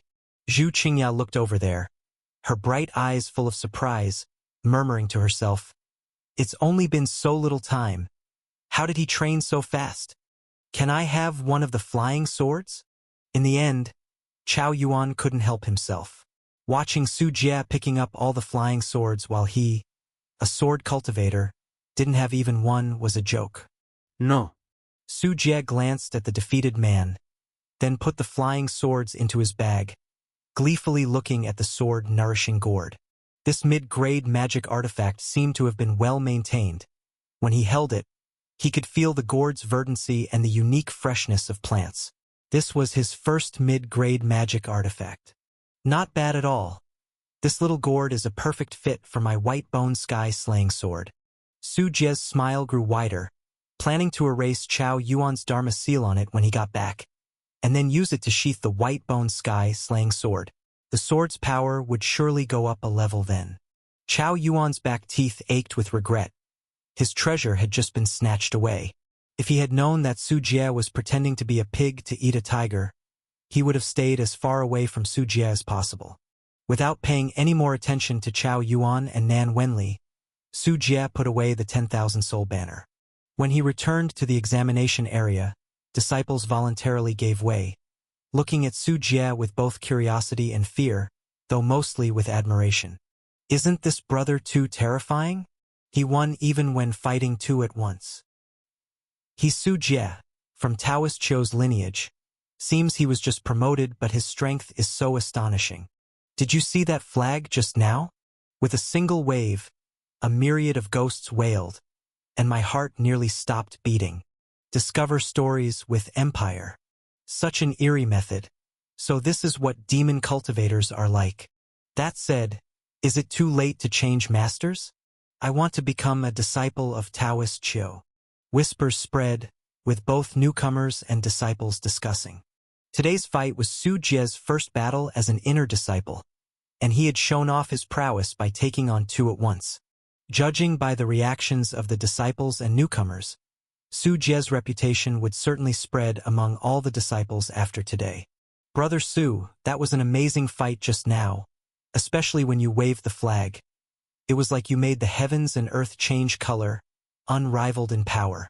Duan Guanghai came scurrying up, his face full of smiles and obeisance, his attitude towards Su Jie even more respectful than before. Fighting one at the 6th level of Yunling realm and another at the 7th level doesn't count for much. It wasn't that Su Jie was arrogant. He had killed Tan Qing of the Yunling realm 8th level, and now with the 10,000 soul banner, easily taking them down was expected. As he spoke, Su Jie suddenly felt something odd at his back. Turning his head, he saw the extraordinary Zhu Qingya staring at him. When she noticed Su Jie looking, she quickly lowered her head, her demeanor coquettish, fiddling with the hem of her dress. Could it be my charm is really that great? Su Jie mused to himself and turned away from the place, eager to go back and lightly tally his gains. When Su Jie had left, Zhu Qingya continued to gaze at his retreating figure for a long time before raising her little fists. You jerk! Just you wait. Darling, please turn around. In the practice room, Su Jie softly called out. The white brilliant light from the sword nourishing gourd at his waist flew out and effortlessly pierced through 7 or 8 giant rocks. With the enhancement from the sword nourishing gourd, the white bone sky slaying sword speed had increased drastically, almost reaching the power of a mid-grade flying sword. Whoosh! Whoosh! Whoosh! More flying swords emerged from the sword nourishing gourd, following behind the white bone sky slaying sword like a little tail, or a flock of birds flying together. With the white bone sky slaying sword as the core, the practice room was filled with sword shadows howling. The wind caused by breaking the sound barrier swept around fiercely, the intense aura daring anyone to make a careless move, as if any movement would result in being sliced into scattered pieces. The sword nourishing gourd is indeed a mid-grade magical artifact, truly remarkable. Su Jie murmured to himself, having spent 2 days refining the sword nourishing gourd to completion, and indeed the power had not disappointed him. Touching the white bone sky slaying sword that flew up to him, its sharpness caused a tingling pain in his palm. Compared to before, a faint layer of spiritual energy arclight, which only appears on mid-grade flying swords, could be seen on the surface of the blade. This sword chi not only allowed the flying sword to penetrate anything, but also continuously absorbed the external spiritual energy.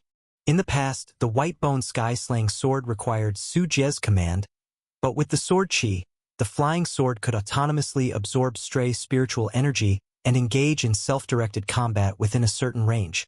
This was like the difference between a bullet and a missile. The bullet needs one to aim manually, whereas once released, a missile can turn and track the enemy on its own. He spent several hours in the practice room, testing and familiarizing himself with all the features of the sword-nourishing gourd. Later, Su Jie sat cross-legged on the ground, cultivating the enlightenment-returning ruin skill. Through his breaths, his spirit-body's soul floated above his head, and under the effect of the enlightenment-returning ruin skill, it passed through the walls of the practice room to the clear night outside. A bright moon hung high in the sky, with silence engulfing the wilds. Su Jie's soul soared freely in the sky, using this as a way to strengthen the soul, bathed in the external spiritual energy. This method of cultivation was the best Su Jie had discovered. The daylight was too harsh for the delicate soul, but during the night, the disembodied soul was more suited to Su Jie's current cultivation state. The drifting soul rippled unpredictably. Each gust of wind carrying snowflakes caused Su Jie's soul to shudder incessantly. The origin calls for essence, and the clash of essences is deemed divine. Reciting the spell, Su Jie's soul landed in front of a large tree. On the soul shaped like a light ball, Su Jie struggled to form his facial features and limbs.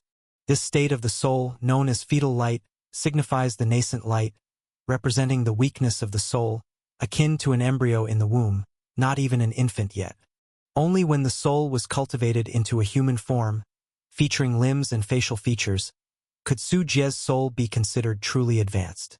This process is similar to the development of the human body, which also starts from an embryo and slowly develops into a human form.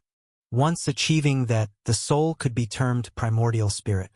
The physical body undergoes various transformations, while the true essence of the primordial spirit remains forever.